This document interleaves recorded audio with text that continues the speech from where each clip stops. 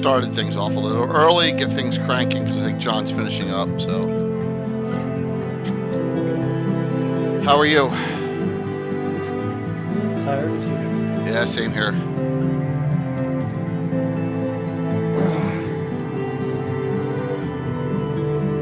Things are rocking and rolling. Rock and roll.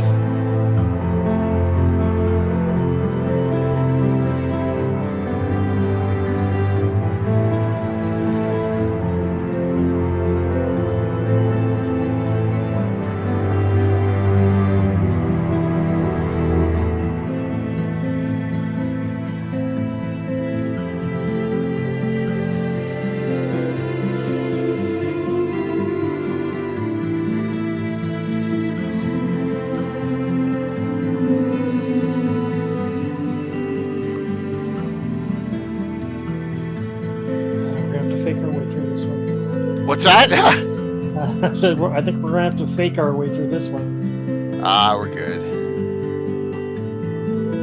I still got some sound in the background, and I'm not sure where it's coming from. Oh, you know what? It's me. It was all me. I didn't... There we go. Should be muted now. Okay, cool. Nah, we're good. Sound check, sound check. Can you guys hear us on Twitch? Can you hear me on Twitch?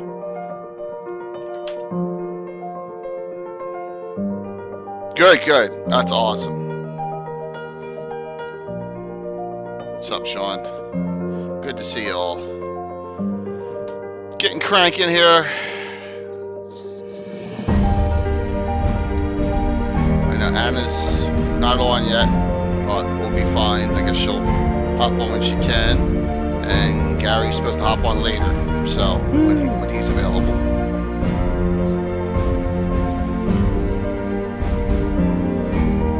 So we're going to start with Q&A first, right?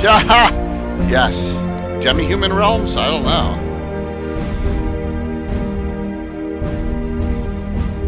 Oh, absolutely. She's normally early, so we got. I mean, look, it's only 7:45, so I started things up a little early because, you know, John tends to finish raid in before we go live at 8 o'clock Eastern. So just prepping here. Yeah, Jason, I'm early just because of that. Just he sounded like he was winding down. Yeah, it's a good. Tailspire is pretty interesting. So just note. It's cool for them, but I don't use a VTT, so we won't be.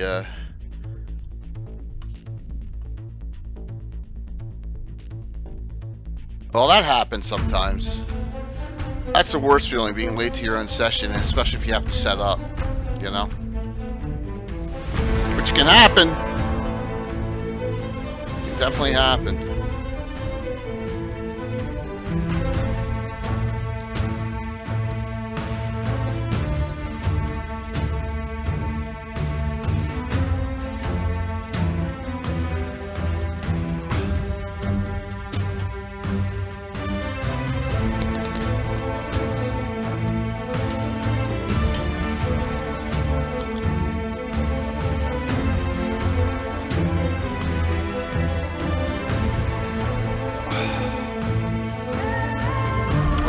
Our 3D printer was still down as of yesterday. I'm hoping that Bill was able to work on it a little bit and get it back up. We got so many of these great new prints to get cranking on.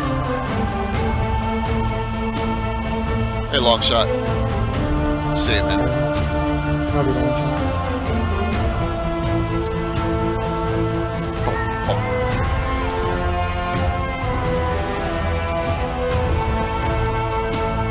That's cool. I mean, there's all sorts of things you can do. It's just easy for me to.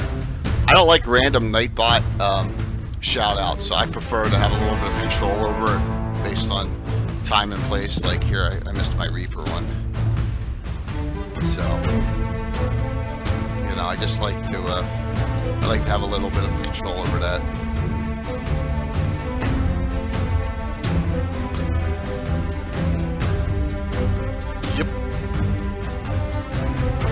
starting a stream?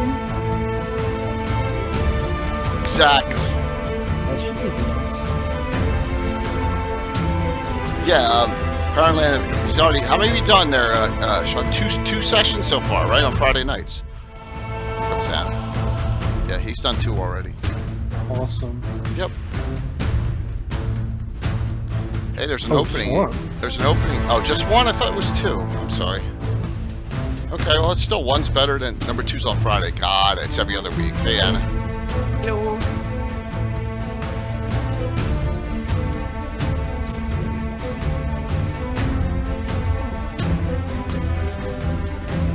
Ah.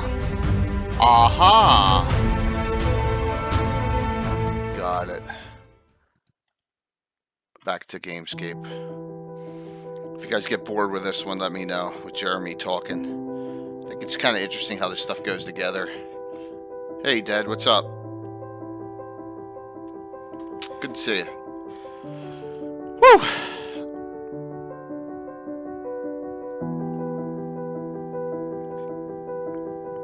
Yeah, you definitely want to set up a YouTube mirror channel like I did, just because you don't, if you have at Twitch Prime, Hello, welcome to Gamescape 3D. Tonight we're just going to take a couple of minutes, like 90 days, go over a couple of things on 14's this the round most, you wanna get them palisade, over. these Celtic roundhouses and the halfling house really we're putting wanna out get them, but this you don't wanna month. lose them. All right, let's get to it.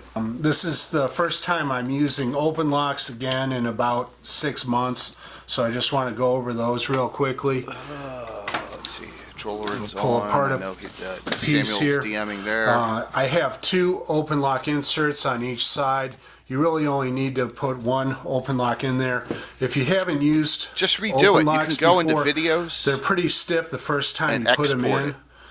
Just You make probably sure want that to use a I think your pair of Twitch has got to be pliers and linked just to kind of it. shove it in there to Should work. sort of prime the slot for But the you can first take a time. vid that- After you put Yeah, I would try it again. an open lock in the first time, it's usually a lot easier after that. You'll notice that I've included These kind of 2 free videos different to- the types thing is of that you have to open share lock with clips. others. Otherwise, well, you We can make it The private. only difference yeah. between you can make it them private, is that one of the clips I have made Yeah. actually thinner, so it's not so rigid. The open lock clips just really lock everything together, and I prefer things loose, so I put that in there if you have the same sort of sentiments. When you're printing these missed fence Blue Box pieces, had a they very should fit any way you want. show. I missed that On one. these Yeah. 8x8 inch Yeah, bed Tailspire. plates, the gate piece Yeah, is a I was little so- bit I was so longer, so busy I would trying to advise going ahead and get it positioning posted, these things so you're going corner cool. I to saw corner. it. I saw It'll your give you a post. little more And space the on Azure those. seat? You'll see this top Well, it's layer Bowman's here. seat. There's a bit of an Azure seat overhang. is Nora. When you print I this called it out, the Azure there'll too, and I be realized it's not supports the built Azure right seat. in And there. if And anyone, they I should should rip know. out real easy when you're done printing. So Okay, I had to and that's the rename only it thing I afterwards. wanted to I was so mention stressed to do it. on this house. And it's not the Azure. When you print out the little pegs for the It's halfling the house, Densuck Gulf, I do Pearl advise that you Sea, go and the ahead Baltic and just throw Ocean, down, so it's south of it. you know, a little Oh, okay. strip of blue tape. Yeah. Print about 12 to 15 of these things at a time, and that's about the most painless way to proceed with those. Just tap them into place gently. Remember, if you go too far, the peg holes go all the way through. You can tap them back out if you go too deep. Okay, So that's I a wrap thought- for tonight. I thought with Like everything said, I was just had a running couple that, of things. we'd be done- we'd One be note coming on the at standing 7:57. stones. I Most of guess those it's gonna be close are still. probably much larger than you want them to be. So in most cases, you're probably going to want to reduce those. Size changes shouldn't have any effect on those. And that's it. Okay, so thanks Always for your say size support, doesn't and we matter. will see you next month. But I guess it does.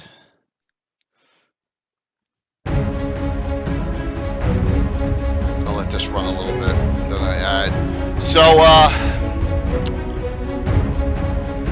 words out there, Twitch is purging 7.5 million accounts. So that's what's happening. I heard there's a streamer that lost 2 million followers. I guess they probably want half of them in China or something. Yeah. So that's what's going on. Yeah, and maybe not China so much, but in other countries where they can Yeah. find users and pay for users, probably pay for a lot of users. I'm sure 7. their partners are 7. Yeah. 7.5 million.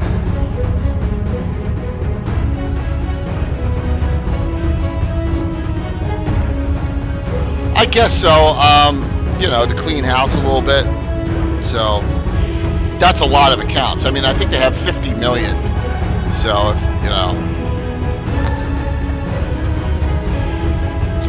at least. So they're just old and active accounts, and they're purging. That's what the word is. 7.5 million.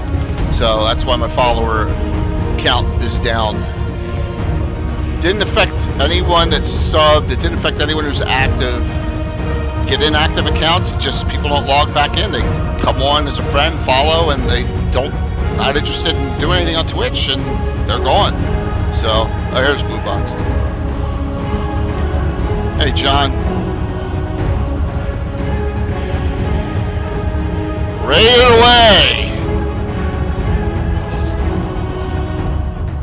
John, stick around. I'm going to go right in. I'm going to talk about our doubleheader right off the bat, so stick around.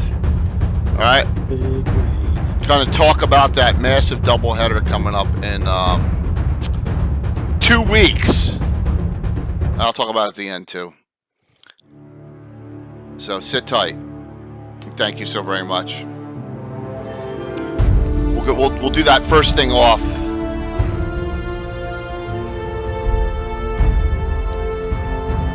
Demi-Human Realms of Greyhawk tonight.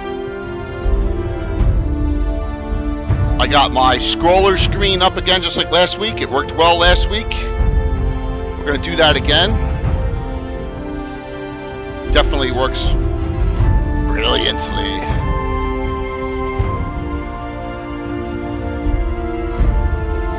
Oh my gosh, look at all those antiquities. Yeah, it's all different ones there. Yeah, exactly. It'll export. Once it starts exporting, you don't need to be on there, Sean. Once it starts, you're good. You can even log off.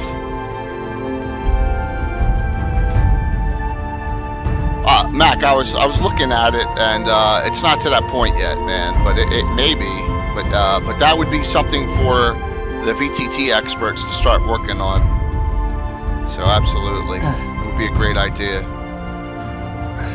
Puppet Dad, the Kinder were on the Isles of Woe, I believe. So sorry about you.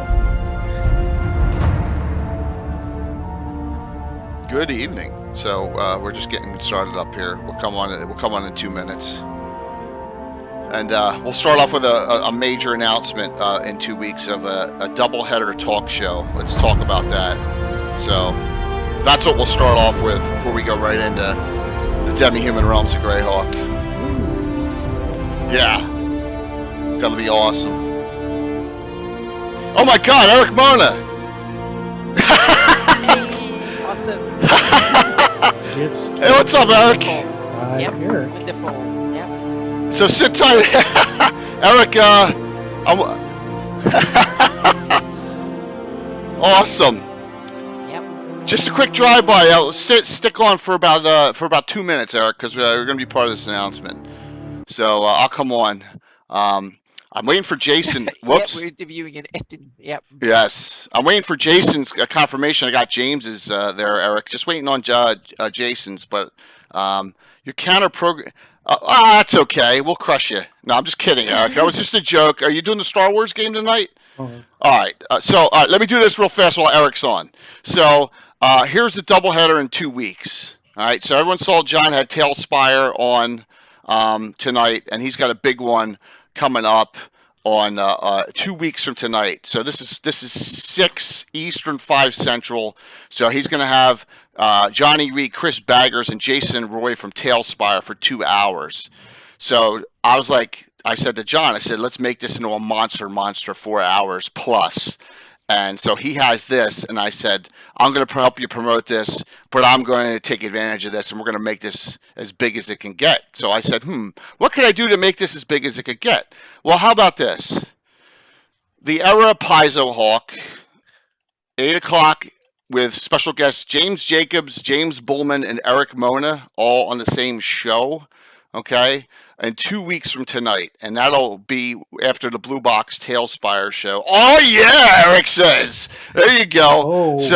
Okay. Yep. And we're going to talk that era. We've done Gygaxian era. We've done, we've done the Sergeant era. The boys are back. That's it. So note that this will be a blast and a half. And Eric, I think you got your Star Trek game tonight with at Glass Cannon. If you do, I think that is a very, very interesting what you got going on there. So yes, we're gonna do the. I'm getting Thanks, caught Rob. up here. Yeah. Putting that one in my. Yeah, so it's gonna be a blast. Eric, just do me a favor and make sure Jason is confirmed because I know James has already via email. But have fun in that game tonight, Eric, and thank you for stopping by. You're always welcome here. I'll tell the story in a couple weeks about how the show came together. It's kind of funny, but yeah. Excellent, Eric. You're the man. Thank you. Gary's MIA right now. Gary's going to hop on this show later tonight, but Gary's real excited about in 2 weeks. So note, Blue Box first, 2 hours of a great show, and then we come to hear Eric Pisa Hawk and Legends and Lore. Does it get any bigger than that? See you in 2 weeks, Eric, and thank you for stopping by tonight. What a wonderful, wonderful shout out and stop by, and have fun in your game tonight, Eric. So there you go. Wow, does it get any better than that? I mean, we're gonna have two great talk shows back to back. It's going to be a blast, and thank you so very much, John, for the raid in tonight. As usual, we got our little setup here, and that was awfully cool of Eric to come in and say hello. Hopefully, everyone is doing well tonight. I'll shout this out at the end of the show because I know we'll have a lot of people on at the end, but wanted to really take really wanted to get that out there while Eric actually came on, so yeah, it's the effing Catalina wine mixer. Yes, one of my favorite movies of all time, and my wife doesn't understand why, but you Step Brothers, you got it. It is the Catalina wine mixer of Legends and Lore coming up. So, look at that, 9 months for Canadian. Thank you so very much there, Patrick. Hopefully things are going well with everyone out there. So, Demi-Humans. Gary will probably be joining us later. It is funny. It's a funny movie. So, we decided to do this, and I'm going to, of course, I'm just going to start things off, just putting it down here. I don't know why. There's something, but I'm just going to start there. There we go. So, hey, thank you, Phantom. Look at that. We're gonna hype it up already. You want to bet? 4 months. It's gonna be a streak. Yeah, it's gonna be a hype train fun already. Yep. So note this. We got some great shows coming up. Don't forget Ed Greenwood. Can I say effing Catalina wine mixer for Sunday night too? We got Ed Greenwood on Sunday with Tony Winslow Brill and also with Eric Mengi, and that is another monster show. And here it comes. It's already cranking up here. And I forgot what button I was going to push. Oh my gosh, Jay. I'm probably going to hit the wrong button. Is that the right one? That is the right one. Oh, wait. Yeah, there we go. Ed Greenwood. Patrick, thanks. So, John, the oldest guy on Twitch. That is a great name. That is awesome. Yep. So, Demi-Humans. Been a lot of pre-discussion in Cannon Fire, which is really neat. Anna and Mike going on, particularly the one that was really funny was what the heck is the difference between a Helldwarf and a Mountain Dwarf? But I don't know if that's for the discussion tonight because I know we had that on the Dwarfs discussion. Yeah, but it's like, what is that difference? But what do you think? I mean, I think the Demi-Humans, as far as they're played in Greyhawk, a lot, but they're not. The realms are not really discussed that much. Yeah. I think so. Mike, what's your thoughts? Starting it off. Well, the thoughts is that they are practically ignored beyond the box set, right? I mean, we got hardly any additional lore piled on until the LGG, right? Yeah, I mean, and Gary, who will be on a little bit, my face is going to be covered for a while, so I have to go like this over in this corner right here. So Gary did a great job with this book, right? Bringing some Demi-Human discussion back, but you really. I'm going to move this over for a second because this is going to be going on for a while. Oh yeah, move. I'm going to move it over here. Yeah, that's good. There I'm going to put it right here for now over Altamira. There we go. Yeah. So I guess Carl Sargent might have added a few dwarven enclaves, and he created All the books for the tonight. City of Summer Stars, and the East. Right. He did. But note that he really didn't do that much. He did some things, and we were talking about this. Like, did they get? Mattias asked me a question that he wanted to ask. Did they get more powerful? Did a lot of realms, Demi-Human realms, get more powerful after the wars? No, I say yes. In some, particularly Celine. I'd say at least break even. Okay, Sunday. Right? I think Sunday gained more in power, didn't it? It's a good question. So, all right, I want to show you this. This is what the books that I'm using for tonight's reference. You got the Living Greyhawk Gazetteer. You got the Glossography books, from the 83. You got the 80 book, right? You got my Coverless from the Ashes books. You have the Free City Greyhawk box set books. Oh, how the hell did that get in there? Sorry, that was a joke. And then you got the Adventure Begins book, and there's some other ones too. So that was a Casey joke. So yeah, great. Yeah, but you got a lot of books here reference. What are your thoughts, Anna, on the whole Demi-Human? Well, first, it's interesting. I remember, and somebody in chat might, and you guys might correct me if I'm wrong, but I think I read somewhere that Gary said that the Greyhawk and the Flannies is a human-centric setting, and I think I read that somewhere. That was kind of one of the premises, and then gradually, I think we kind of. Because if you look at the folio and the 83 box set, the demi-humans are just marginally present, so to speak. The elves have some token kingdoms and realms, but only Celine really is a sovereign state. The rest is kind of there and mentioned, but not really organized and described, and doesn't get a real entry into it. Sundi, I think, is the exception, which is weird because it is technically part of the Great Kingdom back at the time, but they still got it. But the Iron Kingdom, that is Dwarven, is mentioned but doesn't get its entry. So there's a little bit of mismatch. But it seems like they are on the margins. And then with Carl Sargent, they were kind of in the wars. They were kind of shoveled around a bit, but they didn't get the brunt of it. And then afterwards, now you see Sundi is its own kingdom again, and it seems like after the Great Kingdom fell, there is a whole bunch of stuff that have a resurgence, and I think that the Demi-Humans are one of them, and even more so Flan, but that's for another show in the future. Yeah, like next week. Coming back exactly next week. Yeah. So that is something that I think after the fall of the Great Kingdom, then that opens up for a whole bunch of stuff. And if you read the Living Greyhawk Gazetteer and others, there are way more about the elves and the dwarves and stuff than it was in the original books. But it's only fragments compared to the other stuff, and it's hardly part of the core history of the setting, which I think is sad, because they are such a cool part of standard fantasy.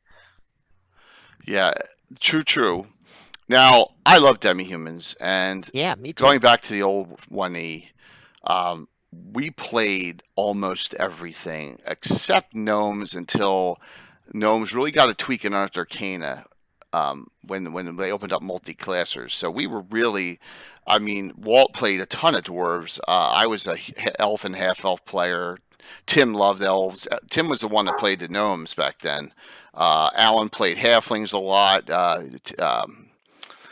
Tim's dad, John, loved half-orcs. So, we played them all back in the day, even the half ogres here and there back in the day. So it was good going back to the beginning. But as far as the realms, I've always made them super important in my campaign, right where we started. I don't want this to be about. This is going to be more as much canon as we can, okay? But there's got to be some discussions a little offbeat here and there, because there's a lot of conflicting stories and data that we were talking about. Like, no one knows, and I think our favorite Sewell, Rich Longitalis, finally found it. The Prince Olenstan Quran, is he Hildorf or Mountain Dwarf? And he finally found a reference that states that he's descended from the Mountain Dwarves of the Lort Mills. But I think in my campaign, he's a Hildorf, because if you go back to this book here, right? This is the original Gazetteer set, 1980. He's not even named in this book. It just says he's a fighter thief. I mean, it doesn't even, so there's a lot of conflicting stories there. But so why don't we pick some realms and pick ones that we know Gary wouldn't specialize in first. So I say maybe we stay away from the Great Kingdom area of the map because I think Gary will help us cover that area a little bit. Yeah. So why don't we go north? Sound good? And go up to High Folk first. How's that sound? Yeah. That sound like a plan? So if we come up, and there's also, if we go up into these mountains, we got some Dwarven kingdoms up here too, correct?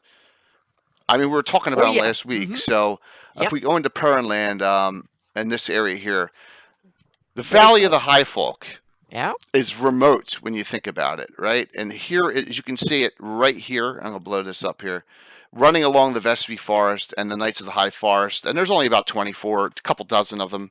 My campaign, I have 2 that are named in canon and 7 or 8 that are my own creation, so I have some.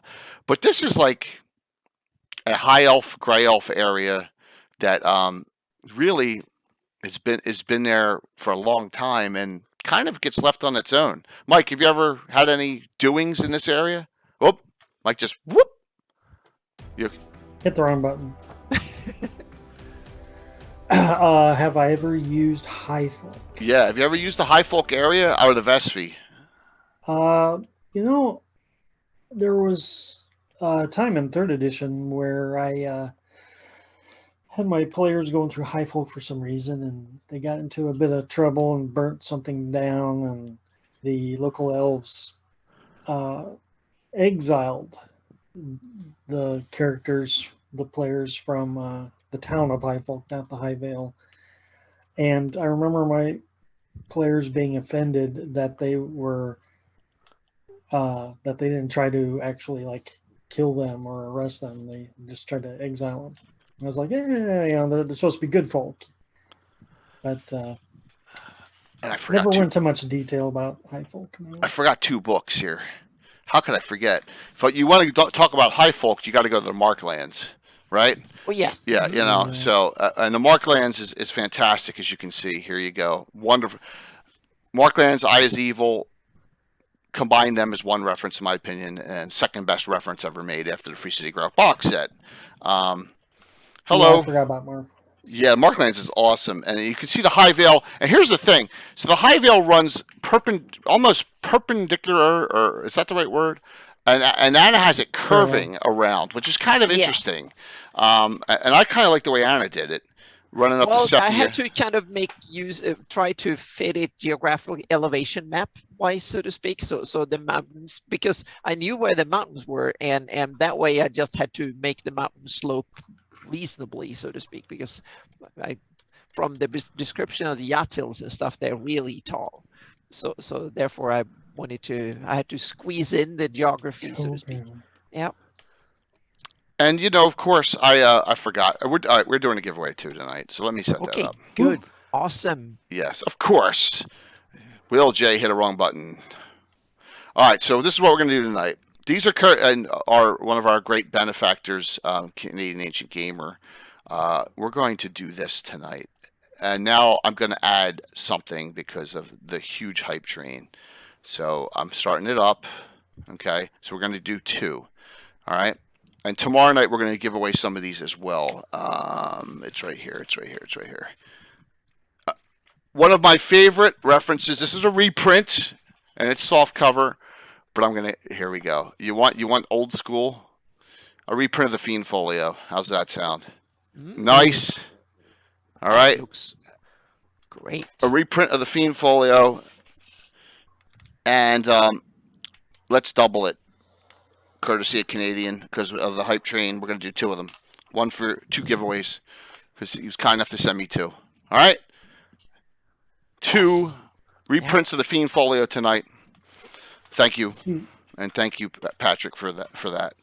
And just so anyone knows, tomorrow night we're going to do some 2nd edition giveaways tomorrow night. So, thank you for the follow-up, Gabby. We're gonna tomorrow night. We're gonna do Swamp Light and Border Watch tomorrow Ooh. night. Okay, and I make who knows, I may expand that too. So I would have advice into a 1E, 2E. Just start with the basics and work your way up, and follow and take advice from myself and Carlos Lysing and a couple other of the old school people here. All additions are welcome here. We'd be more than happy to help you out. No big deal, because we all run. All additions are welcome in this arena. So I love this area, and I was talking about this. Did you catch my question about the mighty? I did not. Phantom. I apologize. The mighty Hammer Clan. I'm putting this over my face again. There you go. I did not catch it. Let me scroll up. How far? It's probably way up there, isn't it? The mighty Hammer Clan's up here, correct? Somewhere up there. Yeah. And are they in the Yattils? We have the Mighty Hammer. Oh, they were owners of Whelm and White Plume Mountain. Okay. All right. We have the Black Hammer. Yeah, clan. the Mighty Hammer Clan were the owners of Whelm and White Plume Mountain. Rob, I hate for you to re-type it in, but instead of me searching, could you please? Because I don't think I have the Mighty Hammer Clan on the map. Yeah, so they are in lore, and they were the owners of Whelm. They were the crafters, right? Never saw anything to suggest where they were located. Well, that's a question for our Awesome. That's a really good question. We note that down, Anna, and try and figure that out. Yep. Jason, that's a great question, because I'm at a loss of where they may only be mentioned in the original White Plume Mountain and forgotten about. I mean, it could be that. I don't believe they're in, I don't remember if they're in Return to White Plume Mountain. Put the entrance to the Mountain Citadel of Scar and the Yattils West. So up here, right here, where Verbig Hill is. Okay, is that what you're talking about? And running here in this area, that would make sense. If that's the area you're talking about, south. Oh, okay, down near Eagle's Horn, right here, Alana Scar, correct? Yeah, that's the. Alana Scar is right here. Yeah. So we were talking about it on mountain ranges to last week. Yeah, it's a good place. But this is the realm of Igwolf. So where they wiped out by Igwolf, and that's why they created it. That's a possibility. Yeah, that $25 gift certificate raffle is wrong, by the way. See, I didn't update something. It's 2 fiend folios. Yeah, so it's a good point. We need to do some research on it, and it should be added somewhere. Yeah, definitely. I put it in my notes here, so now I need to see if I can find. See, Rob, that's a great way to add to the fandom and to the canon that we need to add to. They're mentioned in White Plume Mountain. That's it, though. That's it. I don't think they're mentioned before. In their 3.5. They had a adventure, a White Plume Mountain, a PDF that was sent out. White Plume Mountain Revised. Yeah. Oh, so they were in Return to White Plume Mountain too? Apparently, at least Mighty Hammer Clan is mentioned there. So, okay. So I have that, and I ran it, and I don't remember them. Where's the Dwarven Enclave that was up here that we talked about already? Black Hammer Clan. It's in the Dragon's Tail, Worm's Tail Pass on the left there. Yeah, there you have it. There it is. Okay, there it is. Yep. Yeah. Another Dwarven Enclave here, Black Hammer Vale. Maybe they were related. The Black Hammers and the White Hammers? Apparently it's not in it. Damn, I thought. I didn't remember it. So, a second, I need to. So, Black Hammer Vale, does anyone know anything about them? I don't know much about the Black Hammers up here. Dagnall Mighty Hammer is a weaponsmith of the Dankill clan, apparently, is mentioned in there. So that might have been the hammer known as Whelm appeared most recently about 20 years ago in a dwarven community beset by ogres. Though no report of its creation by those dwarves exists, wielded by a dedicated dwarf soldier named Stenmir, the weapon proved quite powerful against the clan's enemies. Stenmir later left his ancestral home to become an adventurer, and the weapon promptly disappeared from sight. And long ago, Dagnall Mighty Hammer was a skilled weaponsmith of the Dankill clan. Okay. So apparently the clan is the Dankill clan, and so we okay. Yeah. And there is, yeah, but there is more to the story here. So we have to I'm going to sit and read the whole thing, but it's something interesting. So I yeah. like the idea, Rob, that you posed that it was Oh in the yeah, horn of this Igwolf is and that they were wiped out by Igwolf. That makes, I mean, right here, that makes that total is sense. that make perfect sense. We need to call it, but it's a Yeah. 10-kill clan. Mm-hmm. All right, John. So Eric Mona came on while I was shouting out both shows, which is unbelievably timely, because he was and so yeah. But I'm going to do it at the end as well. What is that in? It's white. Yeah, he just happened to come on. White Plume Mountain there, Amy. Is the Yeah, this discussion is there. in the White Plume Mountain Revised. It's a 3.5 adventure that TSR sent out. It's a yeah. Yep. I So have several PDFs from it, but there were some other sources too. So couple this other might not be things. the end of it. Yeah, that might not be the end of it. So, I'm bouncing yeah. all around tonight. I apologize, but that's what I do. A couple other things. It's official. Twitch is deleting 7.5 million inactive accounts. Okay, that's the word out there. So none of us have anything to worry about. Yes. All right. And number two, if you didn't watch Saturday night's game, and I'll say it again, and Sunday night show, but Saturday night's game was unbelievable. So if you get a chance to watch it, check it out. Thanks, John. Check that game out. That game was unbelievable, and it was fun. And I'm going to have that group back on again soon, John. And Chuck's upset he missed it, but Chuck will be back. So if you notice, this map and High Folk is much more southwest than in the Marklands map, which it tends to parallel the western folds of the Klatspears up, which is okay though, but this makes total sense. And I just love this area, and this is the area that gets lost in my campaign because I can't bounce around too much. I mean, I do Greyhawk and Hardby and Narwhal, and you know we're in Narwhal slash the Gnarly Forest tomorrow night, and Altamira, and the Vesvi's getting kind of lost as one of our areas, and there's so much going on in this area. Yeah, oh sorry. No, go ahead. I would say for me, I think it's a very interesting thing, and I see it, Celine and the Heartlands, and that term is from the Marklands from Carl Sargent. He called that the Heartlands. So I kind of taken that to heart and advanced it a little bit. And thanks to Mike's awesome map of the Elven places, he called it the Taranal. So now it is the Elven realm of the Taranal, and the Heartlands is one part of it, and the High Folk is the other part. And the reason for that High Folk is separated from the Heartlands, in my view, in my campaign, has to do with Greyhawk history, because when the horrible Iridians came and the Airdi and the Great Kingdom expanded, they went in and conquered all the way up into Perranland, and they didn't want to. So there was a truce between the elves and the Great Kingdom.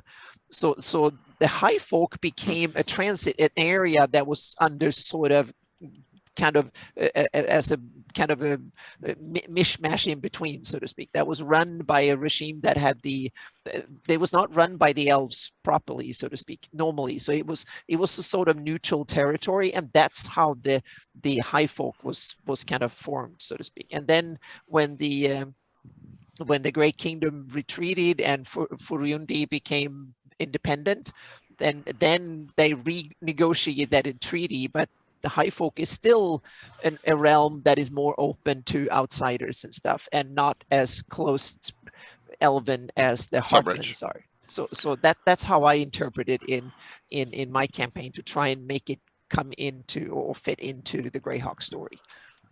Now, normally, one-shot stuff, off-shot stuff. Thank you very much for the follow. Normally, I have issues with Carl Sargent editions. Mm-hmm. Not all of them, but some of them. I like my Vespi big and unlike the borders are all over the place. But he added this Elven Realm of the Timeless Tree in here. Yeah. Okay?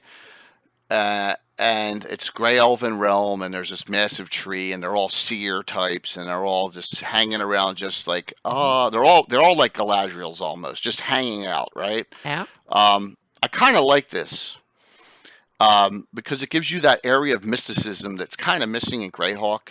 I hate the moonbow.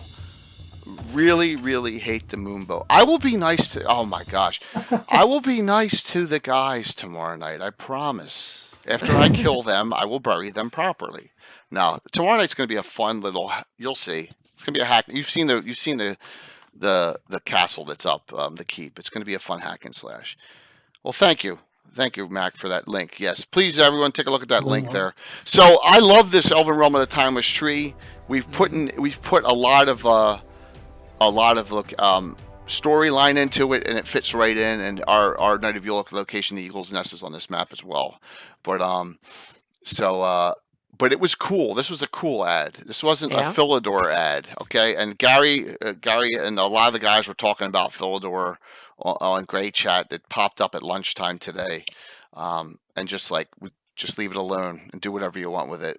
Gary says specifically, they just ignore it, and whatever you want to do with it, you can do with it. And that was a pretty neat conversation. So with the Blue Wizard, because it was it felt so Gandalfish. So I've added also something from that was from Living Greyhawk, I think. Kershana, the elven kind of realm that was part of Perranland in the LG campaign that is up in the Clatspurs. So show me where. Yes. Yeah, exactly. But that was part of Perranland, and I didn't like that bit at all. So what I did, I recast it and say Kershana is the last of the original elven strongholds up in the mountains that is still there. It's been there, and I made that the capital of Taranal. It's there. It's been there since time memorial. Where is it, Anna? It's on go east in the Clatspurs. Oh, it's in the Clatspurs. Yep. There it is. And on the public map and on your map, it's part of Perranland. I've done it the other way around. It's an elven realm. It's part of the elven realm up there. And it's the last of the elven cities of old, so to speak, that is up in the mountains, that was not conquered or didn't disappear. It's still there, and that's the stronghold that runs the elven realm of Taranal. That is the elven realm of Vesvi, basically. Okay. And the Timeless Tree is another part of the realm. And so, really? So it's not, it's not separate. Oops. It's all part of different, because they're chaotic. Elves do different things, as the ones that like to hang out and have that old tree they revere, and have priests and elven hermits and others. They want to do that. They do that by the tree, so to speak. And so they hang out and do things. And up there in the heartland, that's where elves go if you want to spend a couple of 100 years working on an art project or do something other. Just hang out. You go up there and you do it. So that's how I see elvendom, so to speak. But Keshane is it's probably as close to you can come to Elrond and Rivendell in Greyhawk. It's that kind of place. I see Keshane as a political retreat, and a lot of elvendom is run from Imstad and from Keshane, and those are the kind of the elven strongholds that are still there. So I kept it because I thought the location was cool. It fitted to the ancient stories. And so I just said, okay, it's there, and keep it. That's how I dealt with that Living Greyhawk kind of added things into it. So I went with that and just twisted the story to fit my campaign. I like it. I like it. I really do. So here is up here, Lands of the Kun clan, right? Jennifer? Yeah, that is another Living Greyhawk edition. I think. Okay. Yeah, and the interesting thing is they have a tunnel under the Yattils where they trade with the Bakloonish in the west, and then trade with the east, and have a tunnel under there. So they have a purpose that way, which to me kind of makes sense that dwarves could come up with that idea of simply being traders. They could probably bring some money when there's 1,000 miles or more to the other, especially since Thornward was kind of screwed up in the war and stuff, then to have a trade that way. And that's probably one of the reasons that Exag is up there too, because that's part of the trade route. So it's kind of, and that's kind of beside the point here a little bit, but Exag to me is simply, that was the part that was not conquered. That was the city that was not conquered by the Great Kingdom. That's my view. That's why it's now separated from the Perranland realm, because they were not part. They like it. Yeah, so they withstood. So I want to have like historical reasons for certain things to be as they are, so to speak. So I want to explain things. Awesome. Yeah. I like this area. I love the Vespi. Oh One of my yeah, me favorite too. places. Yeah. And I figured we'd hit that first because I know Gary's probably not a Vespi expert. Yeah. So, Mike, where do you want to go next? Demi-Human realms. And anywhere's fine. Well, let's track east, and let's discuss if there are, well, north and east. Okay. Let's discuss if there are any elves in the Felreave. Good one. Yep. Good one. That's a good one. Yep. So, Felreeve's down here, right? That's Adri. Yeah, you were there. North. Yeah, I was there. Go Here we north. go. Yeah, Here there we you go. go. There we Yep. go. There we go. Duh. All right. So, you have the defenders of Green Keep. Was that a living Greyhawk? It feels like it. I think so, yeah. And they mentioned wood elves and stuff up there. So Right. I think if I remember correctly, people in chat can probably that are better expert at this than me when it comes to the living Greyhawk and stuff. They can probably correct me. But if I'm correct, I think I've read something about. But on the other hand, we have to always take a caveat because in living Greyhawk, they had everything in every realm, so people can Yeah. play everything everywhere. They even had an elven forest in Shieldlands. So yeah, so which is to me overkill when it comes to I love my demi-humans. I don't want them everywhere though, and I especially love my elven fey-like realms, but I don't want them everywhere. So yeah. I love Sylvan Elves because they feel more attuned to the earth and just basic and just Yep. and that's a great thing to have. Is I think they kind of God, I hate always going back to Middle Earth stuff, but kind of the Legolas Mirkwood elves are different Yeah. than the Galadriel Oh, yeah. elves, and they and I feel that I like the difference between Sylvan Elves, High Elves, and Grey Elves. All three in Greyhawk. I too. think it's done a good job.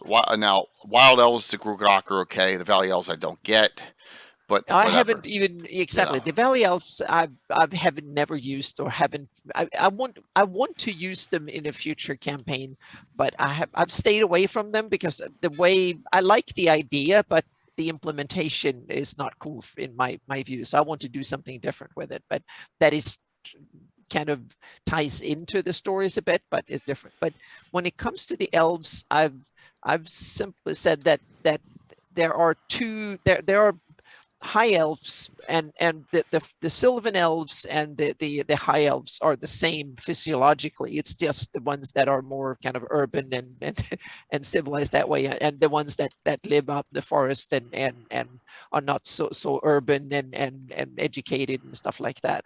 And then when they grow old, and if they stay true because they are fey or of fey origin, and if they, but the problem is that the elves that they lived so long on the prime material plane, so they started to lose their fey connection. So, but if they stay true to this, the elven gods and live that life and want to aspire to it, when they grow old, they can become more fey, and that's when they become gray elves. But if they don't, then they become like Keek and they start serving Ayus or doing something else. Then they will become lost elves and just stay high elves for the rest of their lives, so to speak.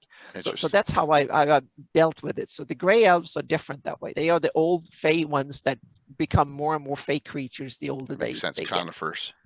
Yeah. So this area. Yeah. You have the combination of free lords, which I'm assuming they're fighting the Band of Kingdoms that are free, that are fighting against the Ayus and Living Greyhawk era, even though this is a 576 map. Well, yeah, that's one of the things that I didn't know about. So I did, because they're not really invented, so I didn't know. But they might have been there up there, or it might have been just yeah. So it's one of these things that probably need to be revised. Yeah. Well, I'm assuming that Ayus doesn't have the capability of plowing through like he does in the Vespi, the Felreave. So there's probably is a bunch of enclaves of Sylvan Elves up here. Yeah. Yeah. You got your lake here. You got a Druid circle here, ruins. You got so. And its Felreave is huge, meaning it's and it's also on the margins of the Ayus, and it's also away from his main enemies and stuff down in the south. So it's probably it's Ayu's backyard where he might not be that keen on maintaining presence, so to speak. Yeah, we'll get to Celine there definitely, Jason, because JC's got some good stuff, and a little conflict with me, but not much. It all can work together. So Fel Reeve's a good one. I say there's still Sylvan Elves in the area, Mike. Good call on that. Yeah. Even as you go later on in time, and if you come up a little north, you got your barbarian campaign for Tim, your rovers of the barrens. All right, so Yeah. if we go up to the Conifer Forest up here, is this the Burnial? Right. According to Rich, this is where snow elves are. I don't know anything about the snow elves. So Me has neither. snow I elves haven't there. used them, but I couldn't imagine that they're elves living somewhere cold, and Yeah. then humans who see them might very well call them snow elves. And even the ones up in Kershana might be called snow elves because they live up in mountains, and so they might humans might Yeah, call I them snow believe elves. snow elves are supposed to be from the Crystal Mist. Okay, see, are they crystal mists? Yeah. Rich says he From the just placed them article. here. yeah. Okay. But back in the day, there were elven cities up in the Crystal Mist, and but they disappeared. But Kirshani, my campaign, is the only one left. It's not in the Crystal Mist, but it's still Right. there. So Yeah, yeah, running the entire chain. yeah. That's funny. I'm a snow elf. Snow elf. Yeah. All right. So let's go here. Mm-hmm. Yeah. Adri and Grandwood Forest. Now you have elven stories galore. Some of yeah. the best elven stories are from there. Now, Anna, your theory was that these were connected at one point, and the humans Yeah, just tore through. That's what it's said in several sources, that the logging for centuries of logging in the by the Eridians that moved in have Oh, here kind comes of Gary. split up the Adri and the Grandwoods. Yeah. Yep. So the Grandwood Elves are probably the living heirs of the City of Summer Stars, which Yeah. is no longer. Okay, so And that's not even can in see- ruins I on the guess- map? Oh yeah, that bitterness. Oh, That's bitterness? the coldwood in the middle of the Adri. Yeah. Oh, okay, that was is the it. city of Okay. Summer Stars. Oh, okay. Yeah. All right. I can see that both Celadon and both the Gamboge and Grandwood have. That's where they fled to, so to speak. So they are both north and southeast of the Adri. I'm sure there are few elves left in the Adri. There are few to guard it, I think, if I remember the stories correct.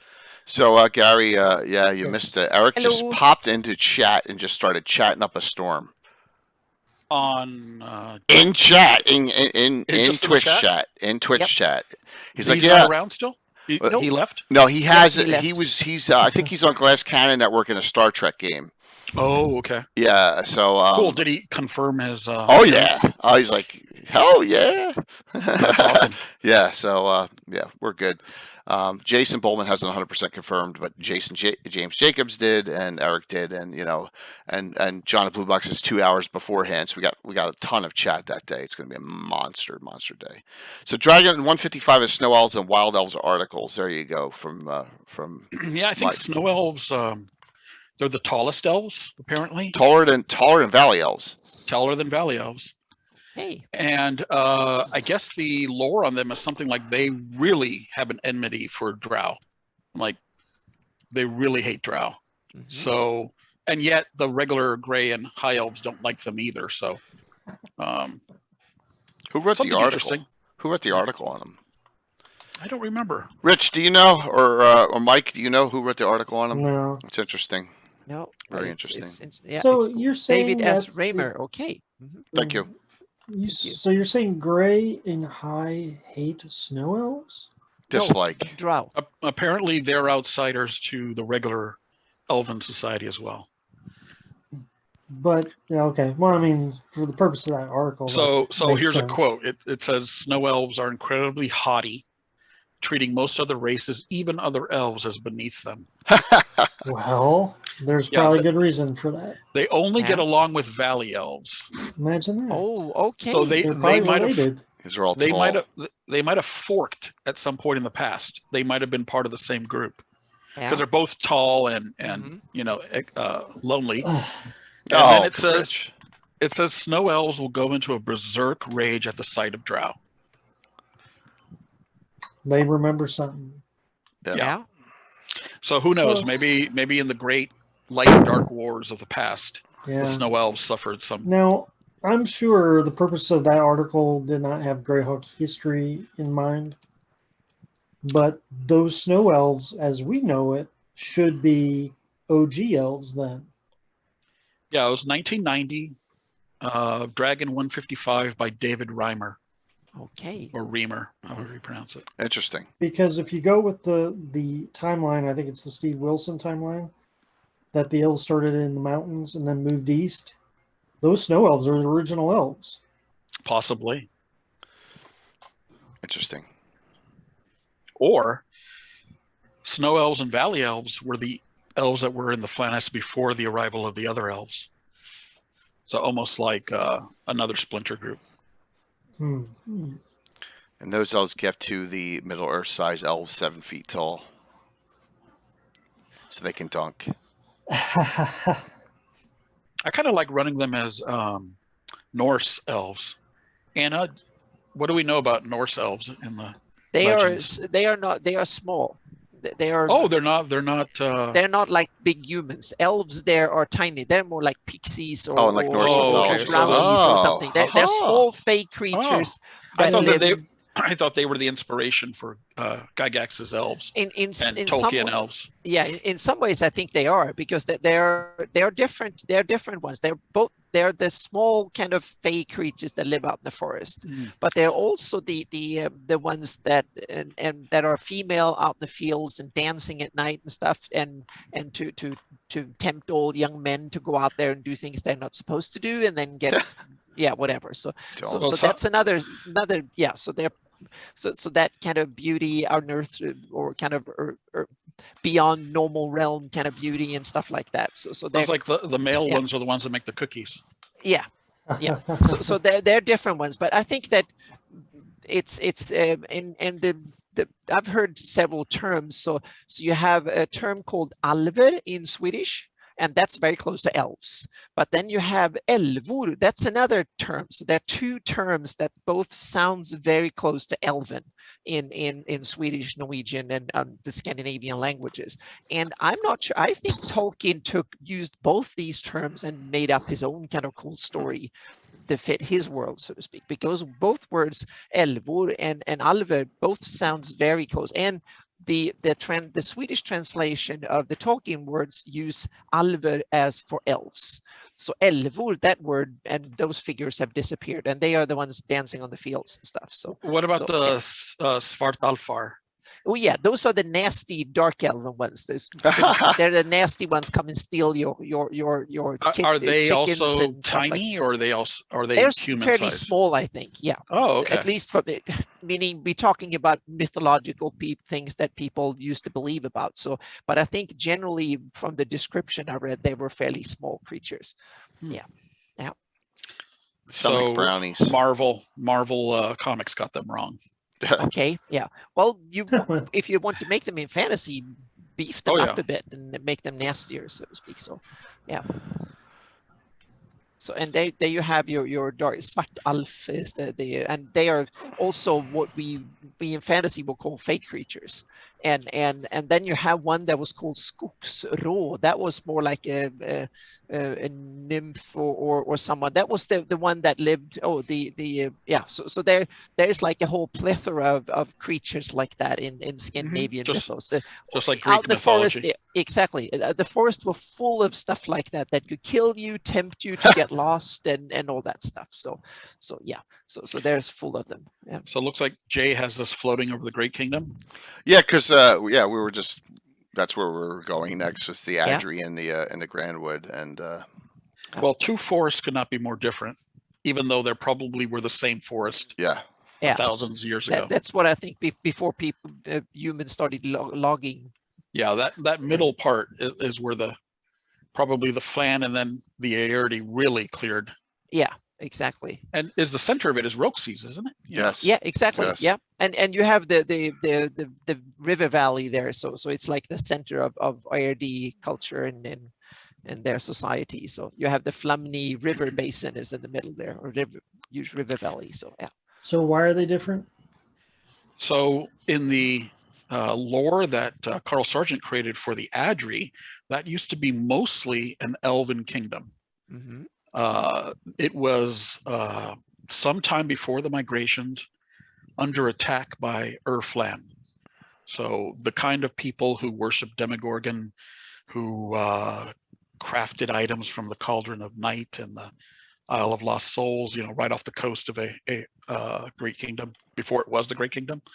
And so they put a lot of pressure on these elves, apparently.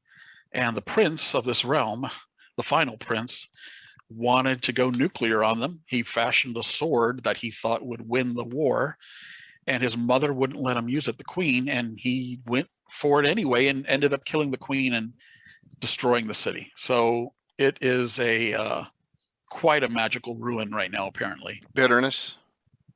Yeah. Okay. But Yes. cold with the bitterness. Yep. I think bitterness is actually just the nickname of the sword. Oh, is it? Yeah. Oh, hunger was the nickname of the sword. Oh, that's right. That's right. Yeah. Bitterness is what they probably I think the what city or the it's what the the- humans the living castle. around it call it the bitterness, I think. Yeah. Who's Prince Merle, whose hold is right here? That is one of the Death Knights that Oh! is aspiring to take over Rossi. So he keeps a mock court there. Asher says bitterness is inside. the castle.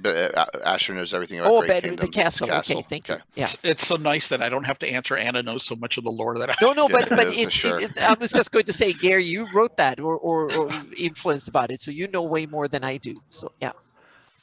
Yeah, so he's like 400 years the court in exile. He thinks he should be the rightful overking.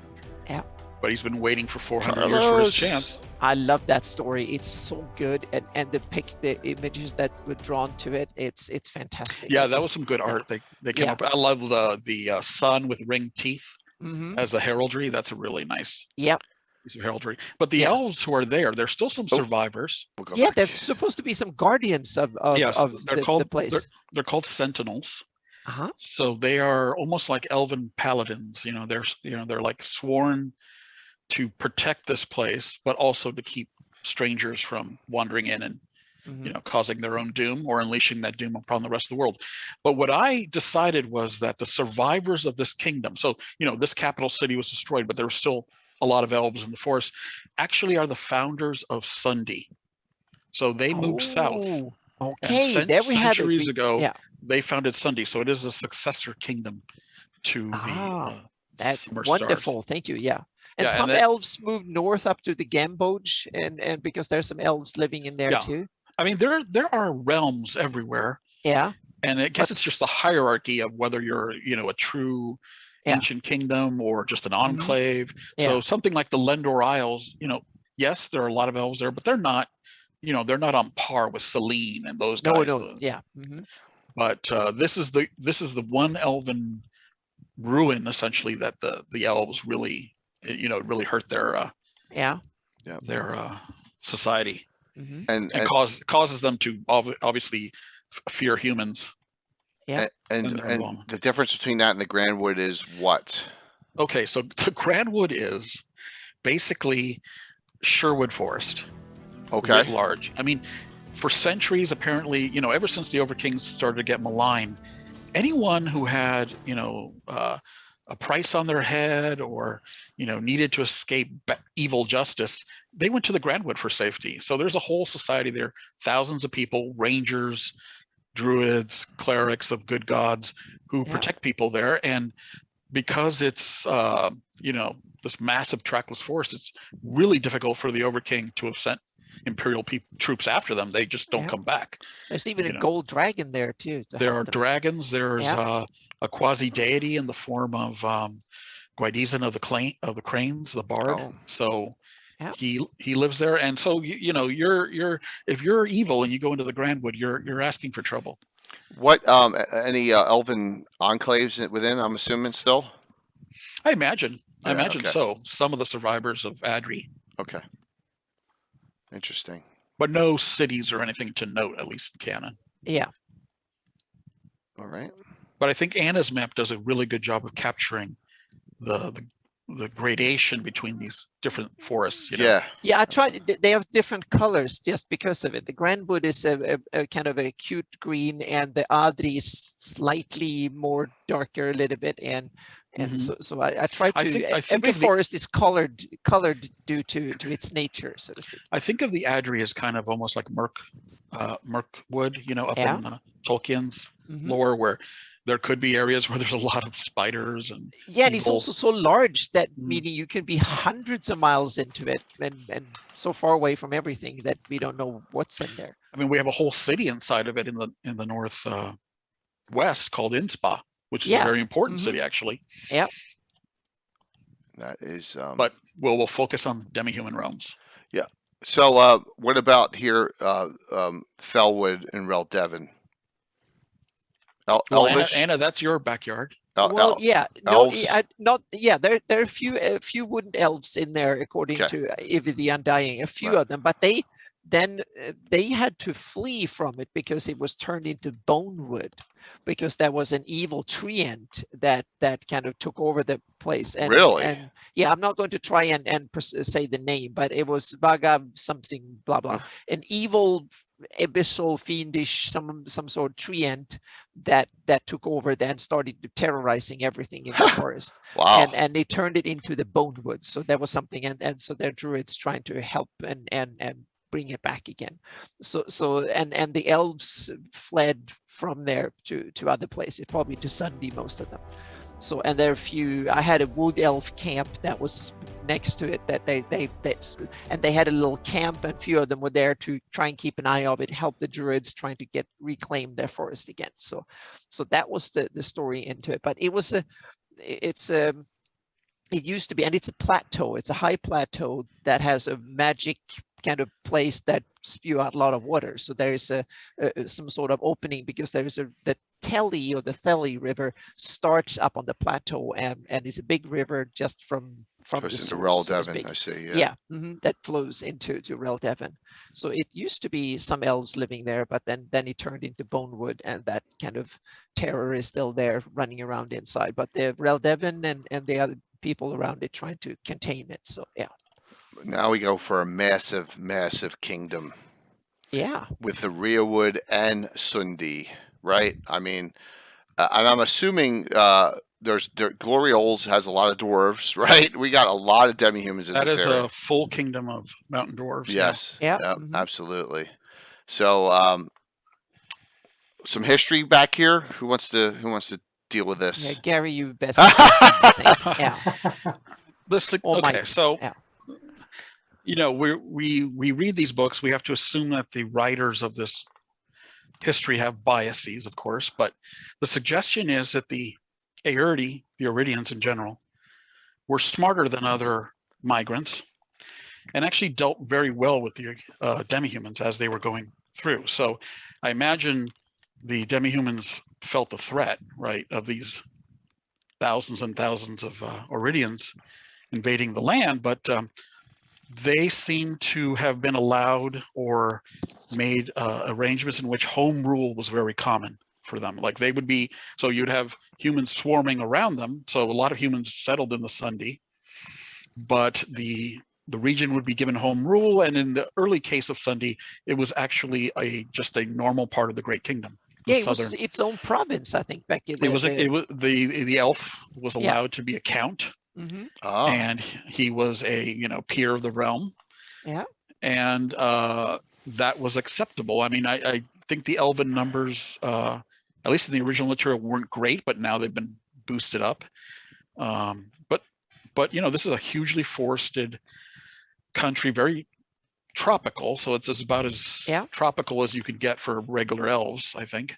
Yeah. But at least subtropical. Sundi gray or high? Yeah. It's gray, isn't it? I want to say high, but it's okay. It may have both. It may have both. Okay. Yeah. I'll look it up in my glossography here. I'll go to the old 1980 one, the Gazetteer. Yeah. I think. But the same thing basically happened to the Glorioles. The dwarves that lived there. Grey elves had 7,000. Okay. Yeah. That's a tiny number, of course. Yeah, of course. Yeah, in this book is. But I think that 7,000 1,000-year-old elves, though. Yeah. Yeah. The count is a triple class fighter clerk mage in first edition. Interesting. Sylvan Elves in the forest. That makes sense. In Is the there rear. I have a problem with Sylvan Elves. It's still Is- dominantly human, though. Yeah. Okay. What's the problem? Is there a single forest in the Flaness that doesn't have Sylvan Elves? And can you really say that there are Sylvan Elf realms? Like, what's the size? What defines a realm? Yeah, we'll get to one. We'll get to where the clans are designated. There's 4 of them. We'll get to Closer to the central. We'll get to the gnarly Yeah. because they are all written up, all 4 clans. Okay. And I think that's you could consider that almost like semi-kingdom within So the Norway and the Walkwood. clan realms. Yeah, it's clans. Right. They do it via, Yeah. they don't do it via political, Yeah. observed human political, Yeah, but ways. when it comes to what is considered a realm, I think we can go back, both look at the real world when it comes to diplomacy and stuff, and also go back to medieval Europe and Renaissance Europe and stuff. If you are recognized by a significant amount of peers around you, other countries and rulers, then you could be recognized as a full kingdom, or you can be recognized as a province, or you can be recognized as a vassal state, or as a protectorate, or some other, meaning there are many different types of realms, but you can... If the European Union can continue to recognize Luxembourg, yeah, exactly. But then you have, like, then in the real anything world, qualifies. yeah, and you have real world, you have tricky ones like Taiwan, that is in every way its own country, meaning they have their own political system, their own military, their own whatever, but they're still only recognized as a country by, what is it, like 4 others, because China doesn't recognize them. Yeah, well, to the Overking, every country is like Taiwan. Yeah, exactly. Yeah. Is that the problem we have then with Dwarven and Elven kingdoms? Is that that might be POV writers don't recognize those kingdoms? Exactly. It might be the human-centric writers simply say, well, they're not formally in. The elves might be too chaotic. They don't have proper hereditary rulers that rule the way humans do, and then they're not recognized. That might be one reason, or pure xenophobia or racism or something. So yeah. Yeah, so Sunday's a little different in that it's still mostly human. Yeah. Lots of Soul, lots of Iridians. Yeah, might be why it's so well recognized. Right. But the main difference is that the elves who were here, agreed to live in peace with the Aerdi, but they basically got caught up in the events of the turmoil between crowns. So when the whole South went into rebellion against the new evil Overking, they were one of the states that, joined that rebellion. They signed the pact with Irongate. They didn't sign it first, though, right? Weren't they the second round? Yeah, there's a few that crawled in a few years later. Yeah. But I think the Lordship Isles was the last. But it was just a few years. Yeah. Last in, but first out, also, exactly. Sunday also has another advantage. They have geography-wise, they are separated. So geography, I think, also plays a role in. They are a geographically well-defined area that is probably meaning they can fend for themselves and keep foreigners at bay a lot easier than others can. Yeah, and they would make a very difficult invasion. Yeah. You'd have to have overwhelming force. So, so because they enjoyed some autonomy already, but since the 450s, they've been basically a country of their own for like 120 years now, 140, depending on where your campaign is, and they decided to elect the elves as their leaders. Yeah. So now they're a kingdom. Is this map is 576 oriented, right? Yeah. Yes. Yeah. Exactly. Yeah, so after the Greyhawk Wars, basically they became a kingdom. Mm-hmm. It's very cool.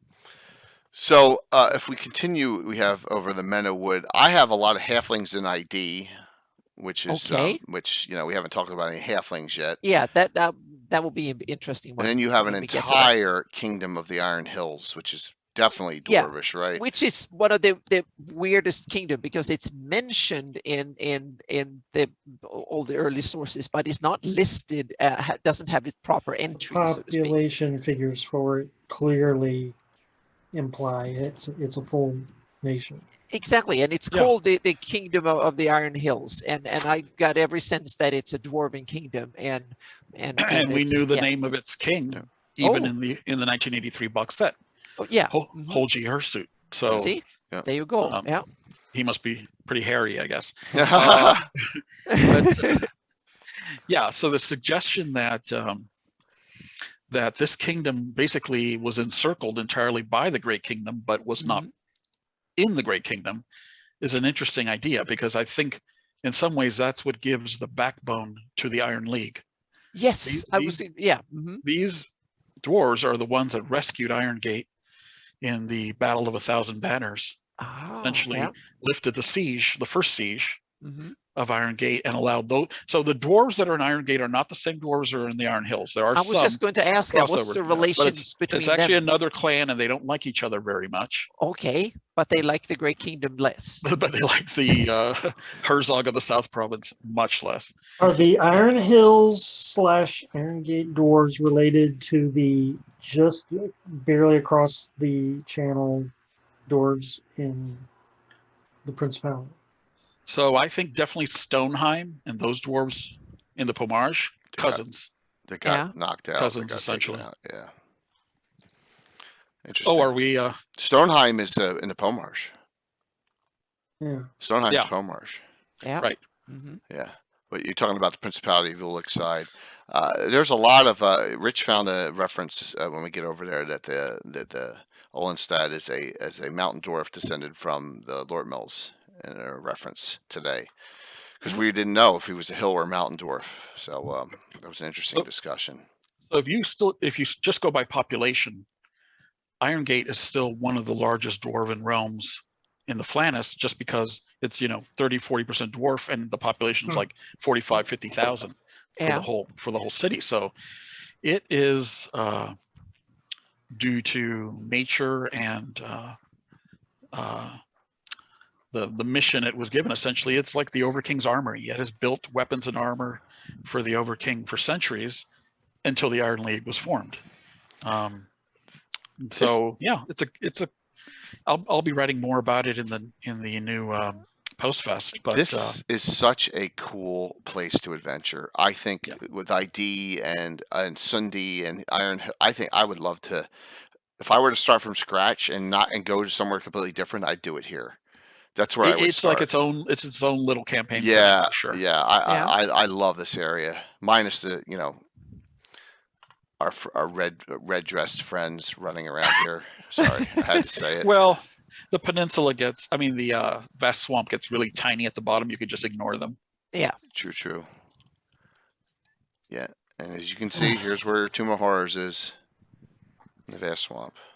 Yeah, so if you go by the LGG percentages, there are almost 11,000 dwarves in Iron Gate. That's quite a bit. How many in Iron Hills? A lot more than that in the Iron Hills. Probably way more than that. There's still more than that, but something like the Kingdom of the Glorioles, I think it's 10,000. So that's pretty good for a dwarven realm. Yeah, dwarves usually less in number. Yeah. Yep.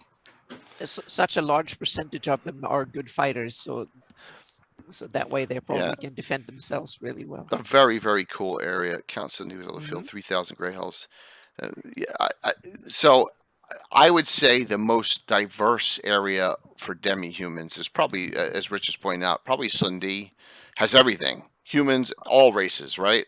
I could name one other area that rivals it. All right, let me think here. Wow. Keeland. Yeah, the Good Hills near the Dreadwood, you have all those races as well. We haven't even gotten to Keel. We're saving Keeland for you, Gary. Yes. Yeah. So, but it kind of makes sense that the demi-humans, they live in areas where probably have some of the best climates in the Flannies. They kind of really. So, Stormpower asks, were they building a canal to the north from Iron Gate? That's one of the things. Stormpower, are you an old Grey Talker from the 90s? Oh, that is an old joke. Yeah. No, I would say that they would be awesome if they did, but before the Scarlet Brotherhood invaded, if they now did in your campaign and cut off the Garnut Strait, then there wouldn't be that much use for it compared to because it's the enormous work of building a canal through there. We're talking many miles. Yeah, it's hard to do halfling realms because it always seems like they like to live in the shadow of other races, other good races. They like to live near humans. They like to live near gnomes and dwarves and elves. So it's hard to separate them. You know, they're always, you know, just on the periphery of those realms. So I think Onwall is a place where maybe there are a lot of halflings, but you know, they don't have their own political separation. Yep. I mean, halflings are all over the place, scattered, but they're not really running everywhere. Yeah. What's up there, Lo? Good to see you. So, all right, let's. Gaetano, I love his comment. They they overlook them. Yep. Should we hop to the western side of the map? How about the Yeah. Celadon? Yeah. Stop in Celadon Forest for Sure. a little bit, Well, because this is yeah. this is quite a mystery here. Okay. Yeah. Hmm. Now everything suggests that this is another big elven kingdom, Right. the early material, but we Yeah. know nothing about it. Exactly. They kind of hinted at it and then forgot about the whole thing. Now, seems one like. interesting fact is that the quasi-deity, who is also very elfin in his affinities, Keotam, lives in the Celadon Forest. Oh, I forgot that. Yeah. So, What kind of deity is? I've heard the He's name. a healer. But is he Keatam's Flan ointment. or Yeah. what? What's that? Plant? Keatam's What- ointment. That's right. Yeah. Kind of a ranger. Keatam hung out with Merlin and Kellenin a lot, if I recall. Is he old Flan or Ridian or Sewell? Or I think he's what- an Iridian traveler, isn't he? You know, I think his original description said he dresses like an elf. Okay. Okay. So that's like a huge red flag, a huge clue that maybe he is living within an elven community. Yeah. At the heart of the Celadon Forest, but we know nothing about it. So in some ways, it's kind of a mystery. I wonder if it's kind of like what Selene could become if they close their borders even further. Yeah, but we also have that it's a strong Flan tradition because Druidism, we're supposed to have the Grand Druid is supposed to reside there. So here's another thing. Gary, you're right. The Celadon Forest has no population totals in it in the original glossography gazetteer. There's none. Yeah. There's none here. It just says you and ash trees older than the memory grow from the Nat Marsh northwards to Nelkstown, the Franz River, and it goes over and it doesn't say much. It says there's humans, hunters, woodsmen, and the like who dwell in harmony with their environment. It doesn't say anything about elves, does it? Yeah.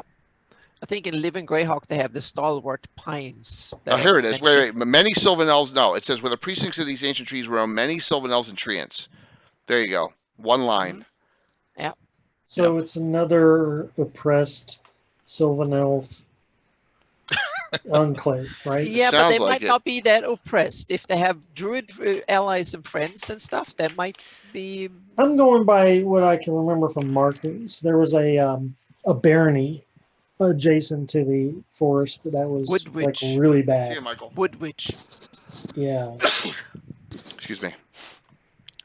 Yeah. Wood So witch and Mobrin are the ones. it close says there. in here the Celadon is basically a realm unto itself, according to the original. The original. I always like going back to the original thoughts and the Yeah, from day one. So pretty neat. I still have it. And of like course, that. we have to take it as a complete coincidence that Keoland and Keotam have very similar names. Yeah. Yeah. Well, Keotam might have been from Keoland originally. We don't know that or something. We don't know that, but but that we know it's an homage to Tom Keo. So Yes. Ah, okay. So there we go. Yep. Yep. Greyhawk is full of that.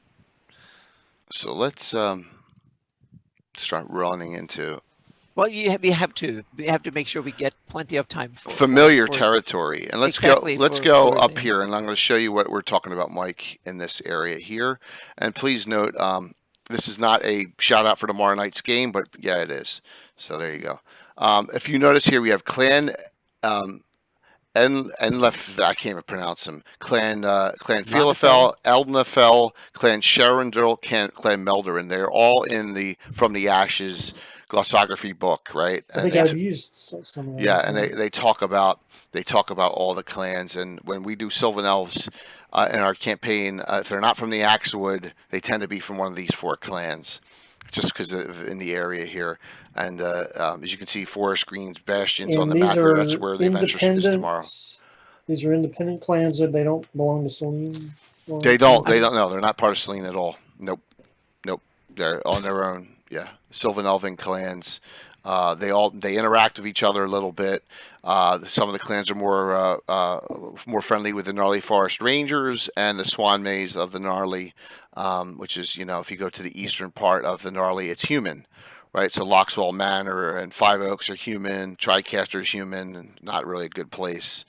Like I said, I will be starting right there tomorrow night, and that's my creation. But yeah, this is an area of where I'd say these are Sylvan Elf realms, right? Because they're marked. You know the clans are here, and Carl Sargent did a very, very good job in describing all of them and what they're specialized in. And each of them, one of them are mystics, spellcasters, some of them are rangers, some of them are better fighters. It's all in the From the Ashes box set here. So. it looks like the article I did on the Battle of Emerald Meadows, I have Clan Meldorin and Sharondale in there. Well, they're the closest to it. If you maybe Yeah. not. I mean, they're the same. So if you go over here and you go down to this area here, there's Emeraldy's Run right here, and you got Nulb, and so here's the Battle of Emerald Meadows right in this area, right around here, right? Yeah. So that so that would make kind of sense that you have here. So you have some really, and if you go down another area that is not part of Selene is the Welkwood, and Welkwood is home of a lot of Grey and Sylvan and High. All three are in this area of the Welkwood, and this is kind of independent from Selene, also. Okay. And so not part of the SUS. Yep. So you have some more. Yes. I'm just wondering how Central Welkwood cannot be claimed by Selene. I don't know. Where's the divide there? Why wouldn't they work? The Jewel River. The Jewel River is the divide. So that's the Queen is right there. right. Yeah. But The different interesting- clans. Yeah, I have it that is there's, but I think that the definition of Selene is between the two rivers, but I have it more as a saying than the actual. So on my and that I put them in on the public map and the 572 map because that matches the text.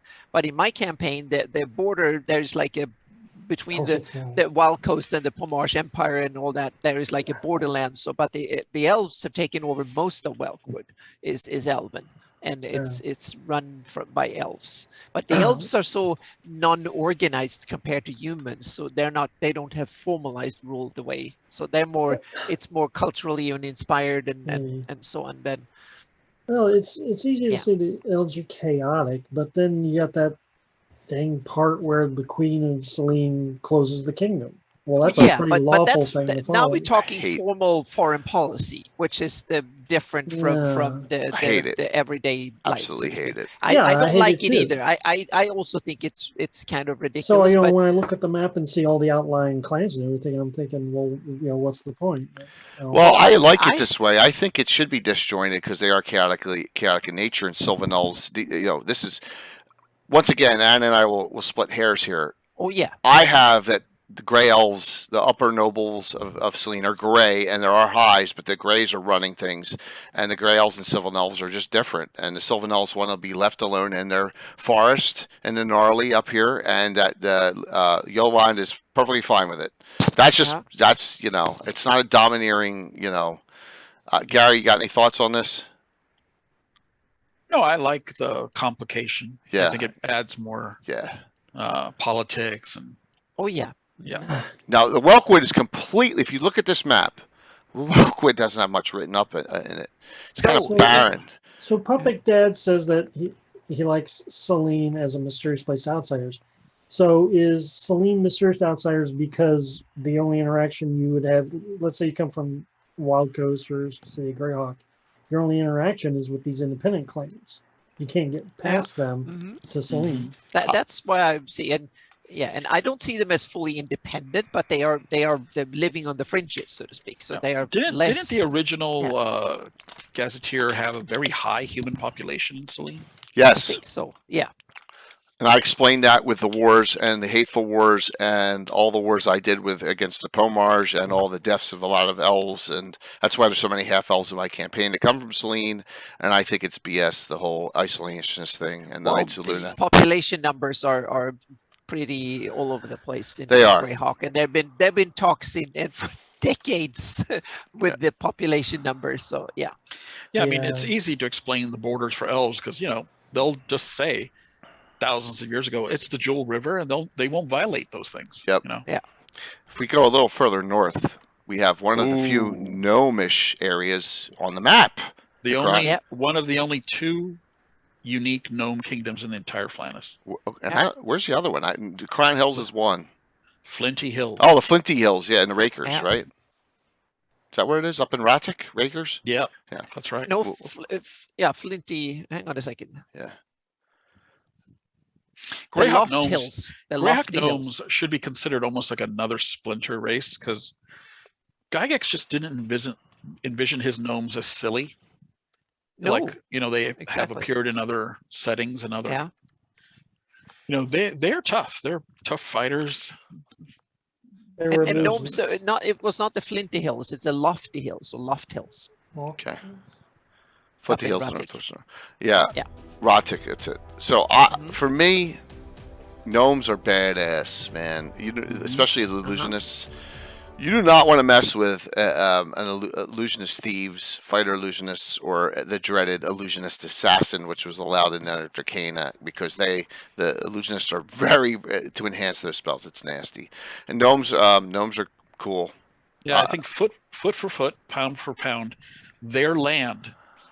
To invade their land is the most dangerous thing to do in the Flannis.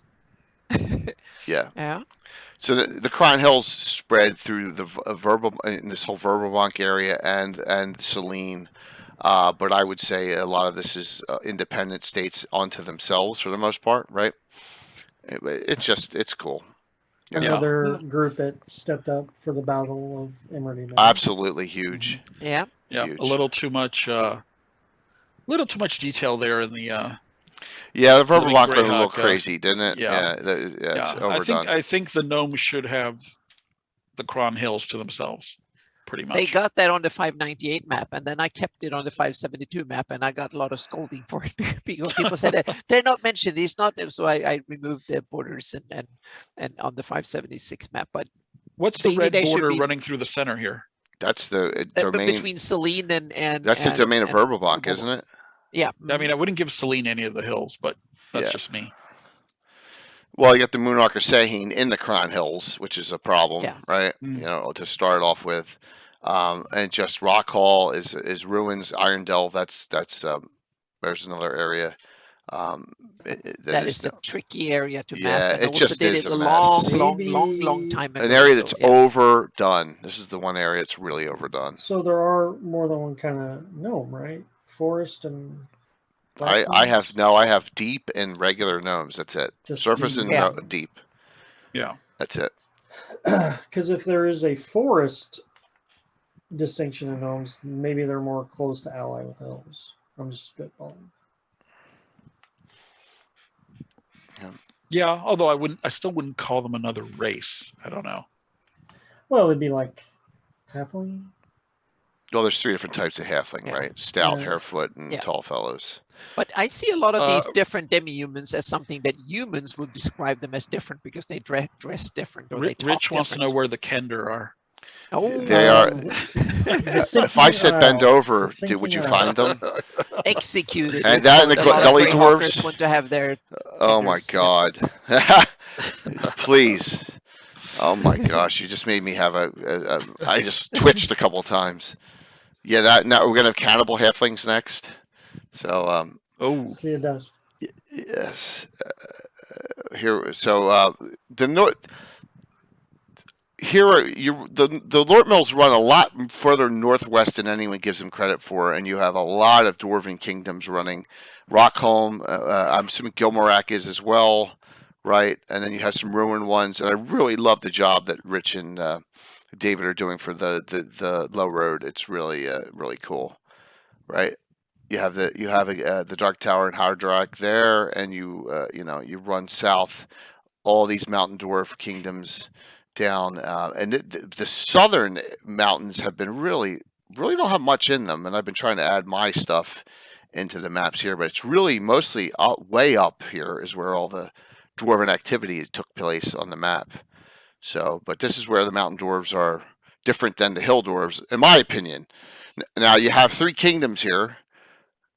You have the Duchy of Ulick, which is high elves, right? With the exception of the Axewood, which is Sylvan elves. Silverwood, which is high elves. The County of Ulick, which is humans, gnomes, and halflings for the most part, right? And dwarves and the Lort Mills. And then when you're running south, the Principality of Ulick, which is hill dwarves and humans, and some halflings, right? And what people have to remember is that most of these humans are Kiewish humans. Mm-hmm. They're the Kiewish who settled beyond the borders. And that's why these three countries were part of Keoland for a long time. Yeah, exactly. Weren't that part of the empire of Keoland when it was much bigger? And they pay tribute. That's why Neoldra is on the river, and now it's Neoldra is a border town, but originally it was much bigger. Yeah, you call it sort of a velvet empire. It was, no shots fired. Yeah, it was just a handshake. Exactly. Deal. They got the separation deal by still acknowledging Keoland, and So Jester, welcome. It's a good question. So elves, dwarves, halflings are classes in basic. Holmes Basic originally started that. And AD&D, which is 1E and 2E, elves are races. They're all races. And elves were prolific multi-classers back in the day. And, I've talked about it on a lot of shows. Yeah. So please feel free to hang out and join in the festivities. Yeah. But I think also that the reason it's the recognition from Keoland to not be part of the empire, that's also as a sort of submission to Keoland. That's why they are just counties and duchies and principalities. They're not a kingdom. They're not they don't have full sovereign status, so to speak. They just have the feudal state of provinces. Palatine status. Exactly. Yeah. So that's probably a kind of a submissive gesture towards Keoland for gaining their freedom. In reality, then formally they're still only titled as provinces of a non-existent Kiewish empire, so to speak. Well, the principality is unique among the three because it appears that the Dwarven prince, he actually liked the empire. He liked going to war. Oh yeah. Mm-hmm. He just withdrew because the other Ulick states withdrew, but he was gung ho. And in some ways he is one of the main reasons the Hateful Wars got launched. Yeah. And why they didn't end too soon. And maybe in his mind they have not ended. Discords are linked. Yeah. I love what Tommy John Kelly's done with all the Hateful War stories. It's brilliant. It's absolutely brilliant. And it really ties up a lot of loose ends and questions. Do you have a link to his blog? Yeah, sure. Post for everybody. Let me link that up. Absolutely. You guys should check that out. Greyhawk stories. So there you go. It is brilliant. Is the Battle of Emerald Meadows like some kind of leftover consequence of I don't believe so. Wars? I honestly don't think so. He may tie that in some way. I don't think it is. I think the temple came up separate from had nothing to do with the Hateful Wars at all. I think it was a separate. Was an Ayus scheme. Well, Zugtamoy, Ayus, kind of. But I'm just imagining the humanoids being driven out. We know they went to the Palmers, but where did the Temple of Elemental Evil get all their horde from? Well, up from the Sus, running up from the Sus, right, and running up from the evil towns. One of the consequences was Selene wasn't in on that battle, right? Selene did supply some troops, so okay. Yep. Token support or something. Yep. So it is such a touching place to me because it's where, when I was 12, 13 years old, this is a great story. We're going to be part of this. So that's where my campaign starts in 569. That's awesome. Yeah. That's where it starts, is up here. Has anyone heard of this Altamira place? Yeah, we're going to skip that. It's not canon, right? But yeah, absolutely. But Selene is, as we come south to Selene, you see Skagarth, our Swedish friend, along with Rethix and Anna. Thank you. Good to see you, man. It's okay. This lore is not Jester. This lore is for all. Greyhawk's making a great comeback, and we have the legends himself, Eric Mona, coming on the show in 2 weeks. Whoops, there I go. I did it once. I Oh yeah, that's no smalled it problem. up. Yep. But back to the Ulix. There's not a lot of development, and what development there is, I can't. Gosh, it's gonna sound awful. I can't stand the Living Greyhawk Principality Ulic. It makes the dwarves turn them into idiots. Oh, we're just not going to put defenses up on the borders and let the humanoids come across. It just drives me insane. It drives But me. isn't that what Living Greyhawk did with every good? Yeah, all the I good know. ones became I can't around stand it. and A dwarf whatever, wouldn't give so, up yeah. 1 inch. No.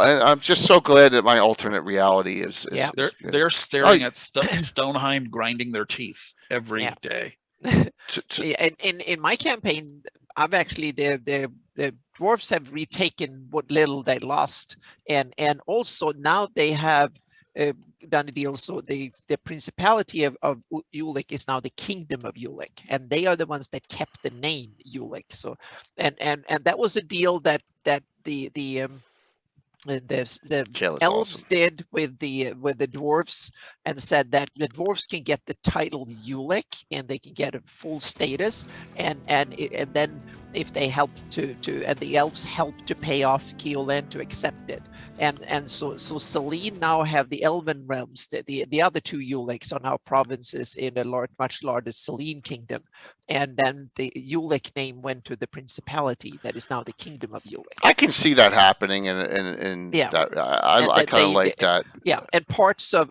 the others went to Keolen, got some areas in the west near Neoldra and stuff that was humans lived, and the elves got now their big Selene realms. Good question, Shane. So the county of Ulic and Carlos has his great gnome adventures here that are an ode to the Magnificent Seven, right? Mm-hmm. Which is great. And if you notice, I have in this area of the county developed a lot around Altamira. Yeah. This is all my stuff in this area.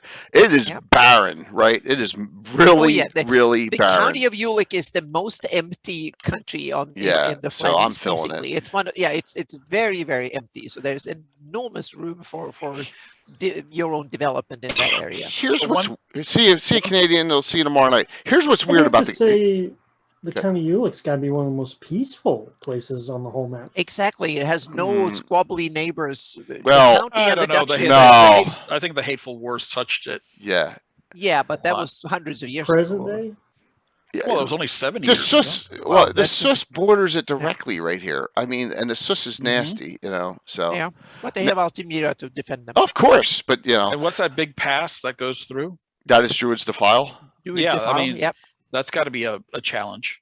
Now, note this: the county of Ulic's run by a Druid, which is really bizarre that a Druid would take a political position like that. Yeah. It is kind of weird and cool.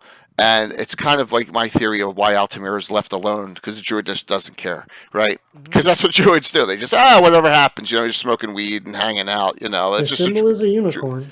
Yeah. Yeah. True. That must count for something. Mike? Yeah. Well, one thing I'm not sure I'm in agreement with looking at the map, though, is I don't like drawing that border on the other side of the Lort Mills. So I'd end the county and the duchy at the western foothills. Okay, and so then leave the Lort Mills themselves as kind of wild space. I mean, mostly claimed by the dwarves. I like obviously it. What the dwarves It did is an was overreach. the suggestion in the original material was that the Lort Mills got played out. All the easy mining, gold, gems, that ran out. So the dwarves started to move south. Yeah. And as they abandoned their previous holds, they allowed humanoids to move in. That's and an those interesting part. humanoids started to grow unchecked over the centuries. And as their numbers grew, their ranging, their attacking also increased. And eventually, they started attacking on the surface. And the elves called the council to try to deal with this problem. And, one dead prince later, and you've got Hateful Wars. Yeah. So I like it to be kind of wild space, not to belong to the Ulick states or to Selene, maybe just the absolute foothills. But then they would have to control the passes. Yeah, but this They go through. and now I need to mention on the map we're looking at here that those borders are claimed territory, not Right, not controlled actual. territory. Right. Well, And then again, those, yeah. And I'd still argue on that terms, because I would say that Yeah. there's no way that Prince Korond would let any elf claim any part of that mountain Right. And, without a fight. note this also.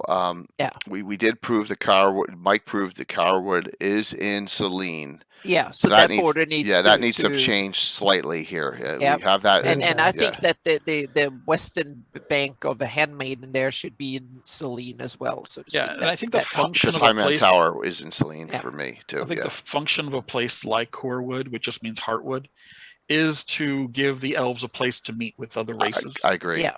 Mhm. and not let them into Yeah. their interior. Yeah. Right. And I also on my campaign map, I've started to shift the borders from claimed to controlled.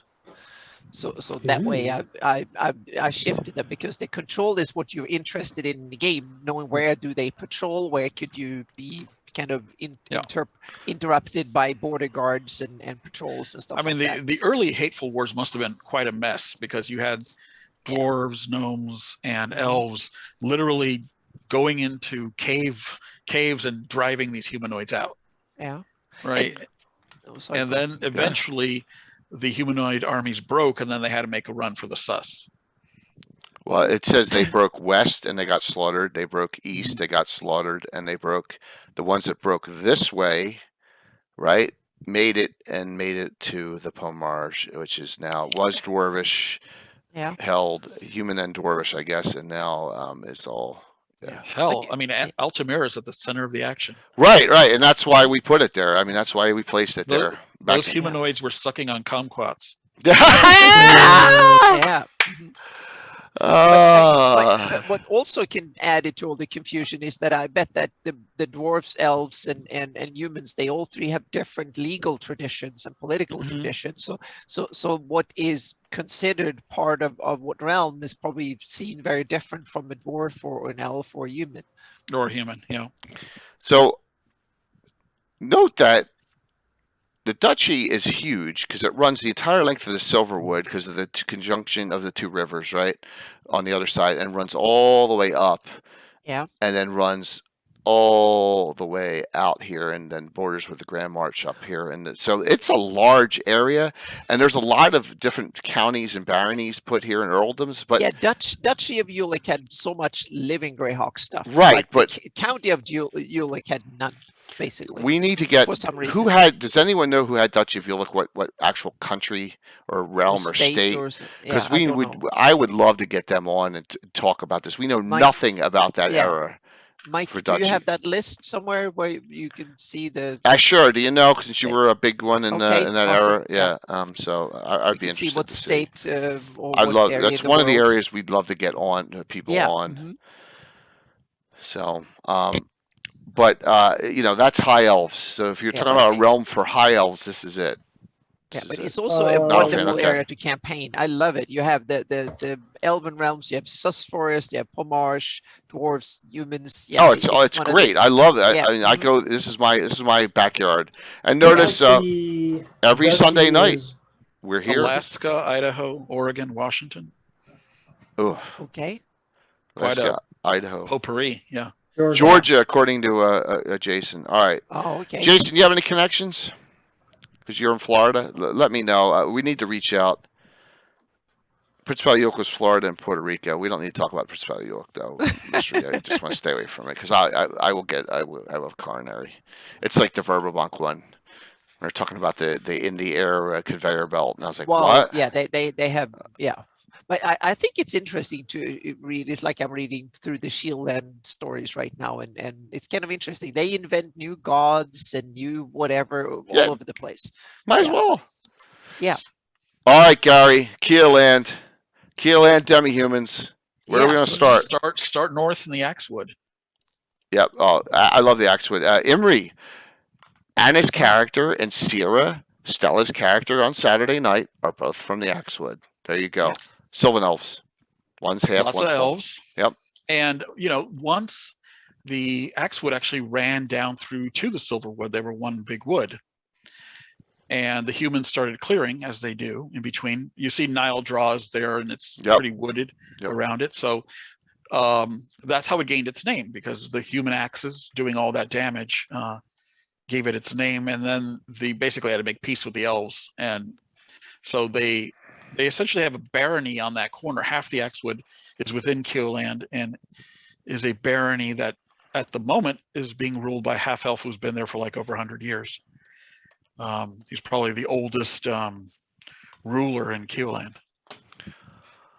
Another cool area, and as Jason, Puppet Dad, will tell everyone, Leonard did a good write-up with treants and named a whole bunch of them here, and did a good write-up for the Axewood itself. So if you want that, I know it's available from Leonard, and a lot of us have it, so it's pretty neat. So it's a small, in comparison to other locations, it's a very small wood. But it's very centralized, so it's a good place to have your PC come from there. Yep. If you're an elf. Yep. Or Absolutely. half elf. Lots of half elves there. Lots of half elves. Yep. In fact, Stella's character is half dark elf, half sylvan elf. So there you go. From there. Whoa. Yep. How did she turn out? What does she look like? You want to see? I'll show you. Watch. Jay's about to crash a stream. We want to bet? No, let me go to Portrait Workshop. Sierra, Siora. I thought she turned out really well, and she's a ranger thief. Multi-class, Sierra. I can't. It's alphabetical. Here we go. There you go. Okay. Cool. Yep. Yep. So she's kind of got the Surfer Elf features, but like a grayish skin with a little smoky, like. Yeah, absolutely. So. I wonder how the elves treat her. Imri knows her real well, and right, Imri, and you can and she's a fellow ranger. It's public, so Imri has to know. I'm just kidding. Imri likes her. Yeah. Yeah. So and she Saturday night, all the good characters that weren't in were offered positions as apprentices in the knighthood, and she turned it down because she wants to be a free-spirited traveling ranger, but she will come to Imri's aid whenever. I thought that was pretty neat. Yeah, so cool. neat Yep. that we got that. So where else should we go, Gary, in Keoland? Let's go to the Good Hills, which are south of where you are now, just straight south. Yep, absolutely. Gnomes, some gnomes, right? Gnomes, halflings, dwarves, and where the Good Hills become forest, elves. Yep. So you've got all the major humanoid races here. I mean, if you want to find a safe place in the Flannis, go to the center of the Good Hills. Yeah. It's like Hobbiton, all the the cliches.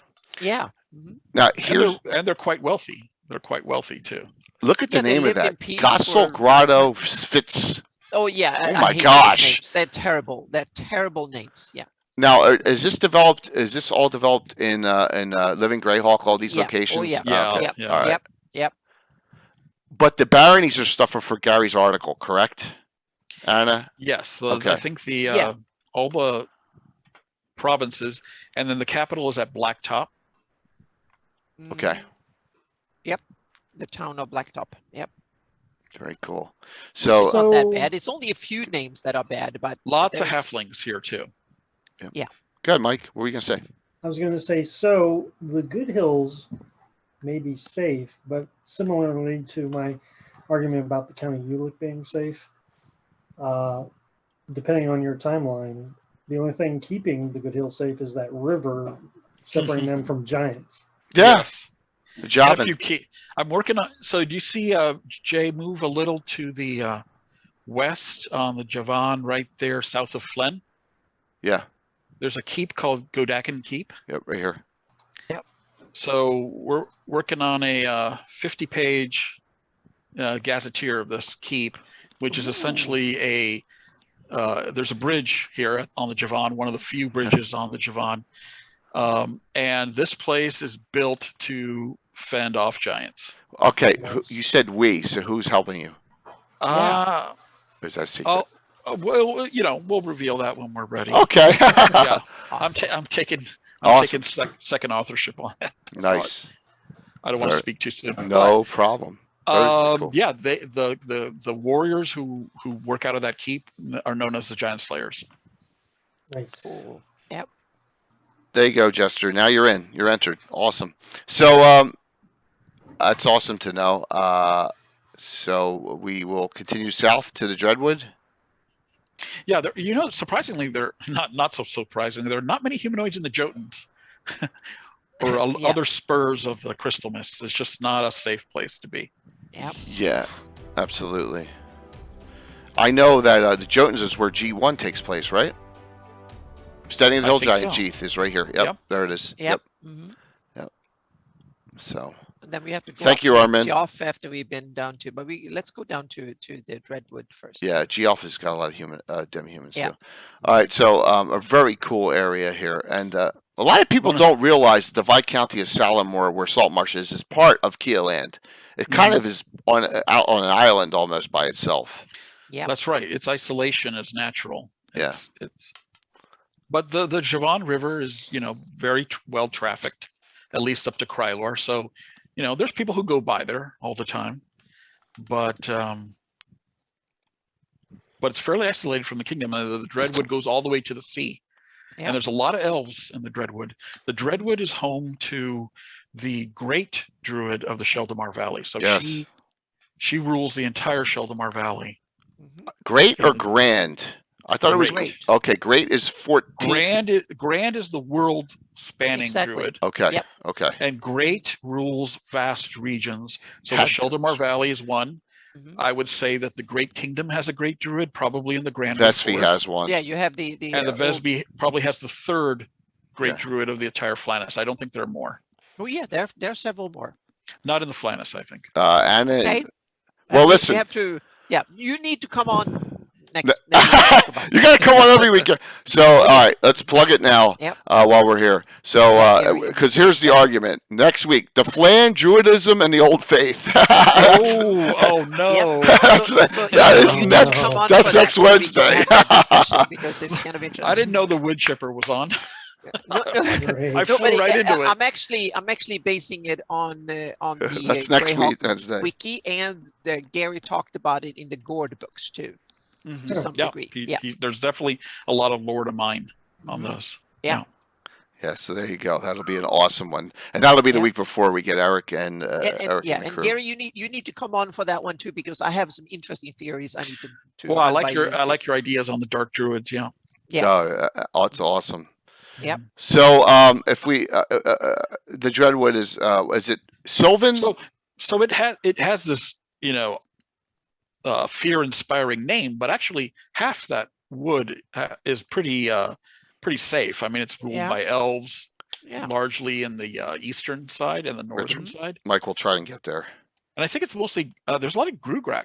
The That's wild it. elves. Yeah. Mhm. That's true. The Yeah. Grugak, because Grugak kind of appeared in Monster Manual 2, and we're like, what is this? In the Arcana era. Do we even know? Are there any other major Grugak? settlements of Grugrak Yeah, in the entire Vesvi. Flannis? Northern In the Vesvi. Vesvi, okay. Yeah, Northern So, Vesvi. this is one of the few places where you could find a lot of them. Yeah, I get the sense that Grugaks are simply elves that live away from elvendom, so to speak. They're smaller. kind of- Yeah, they're barbaric. exactly. At least in they're like elven the- terms, right? Mhm, Yep, an elven barbarian. Kind of The I got- Sylvan elves are too civilized for them. Yeah. exactly, and the high elves are too civilized for the Sylvan elves. So it's Here it kind of- comes. Yeah, Here comes Carlos. And if you really want to know a nice halfling community, the Dunmounds is right here. There you Oh, go, Carlos. and I had to do it. is that a halfling community? Yes, it's halfling Oh, community. awesome. Si- The Hool Awesome. marshes are actually famous for halflings too. Yeah. Mhm. So there you go. Yeah. That's our Har and the Hool start point right That's there. kind of a tough neighborhood for halflings to live in. Yeah, they live wherever, right? And then Okay, if yeah. it gets bad around them, they persevere. So Okay. IU yeah. halflings. so let's run up because we got a couple requests here. So let's run up to Geoff real quick here. We got the Oitwood and the Dim Forest, which I'm assuming has a lot of 30 months, Tom. Has a lot Wow. of different elves and all different sorts Yep. of demi-humans in this area. I don't know. I remember that I think the dim was Sylvan and the Oitwood is high. Is that correct? So xenophobic. Yeah, I'm know. not. Yeah. Thank you very much, Tom. The dim might be contested with Valley Elves, though. You think so? Because I thought that they were just only they stuck to the Valley of the Mage, the Yeah. Valley of the Mage Isn't themselves. dim right at the entrance to the Oh valley? yeah, it's I think up so. to the entrance, but I have it that there's like a separation of like 20 miles. So, or if Well, even you had 30 you have miles. these natural lakes here, which would be nice separators. Yeah, yeah. That there, Right. there's Yeah. they're kind of waterfalls. Some of the big, my gosh, really and our big hype train. waterfalls. Yep. Awesome. Hype train number 2 tonight. Yay. Thanks, Rob Phantom. Thank you for that. Mhm. So, I can't believe that Valley of the Mage map is from the Valley of the Mage. I just can't believe that. It's It crazy. is. Are there Yeah. yeah, go ahead. Like just below the Doom Grinder is my desire to redo Valley of the Mage. I don't think it was very well done at all. No, it's not. No, same here. I want to redo it, and but I would like to have some sort of elven cult of some sort. Well, but I'm not I mean, really sure what. There are 10,000 elves there. We have to Mhm. make that part work, right? Yeah. And there is That's a some lot. kind Gnomes. There's gnomes there too, right? Mhm. there Yeah, is some gnomes. kind of power there. Yeah. But this power is, at least 1,000 years old. But in Gord, the Gord books, he had the cat lord living there. I thought it was the Demiurge, Yeah. Oh, okay. Sorry. Yeah, the Demiurge. Yeah. Basiliv. Yeah, Basiliv, the Demiurge. Yeah, that's right. Yeah. And So who, Gary did reveal what his secret for the valley was. Yeah. So who the hell is the Demiurge really? What kind of He's guy like is he's like a power of the balance, I think. He's Oh, kind of like God. the Green Man, isn't he? I have the balance. Tom I'm Bombadil. fed up with that. Yeah, I know. Making the balance an actual I'm fed up. faction kind Yeah. of makes it a little, With that. I don't like it. Yeah. Well, yeah. it's really appreciate that it, there, that Scott. makes me get cold shivers. And Does anyone know what, like, the prefix demi is like half? Like demigod? yeah, it's like Well, I it's, mean, it's some like people- degraded. I think yeah. it's just. I mean, So, the term literally is like a demigod. It's definitely a Yeah. ascended, like an So what's ascended a- person.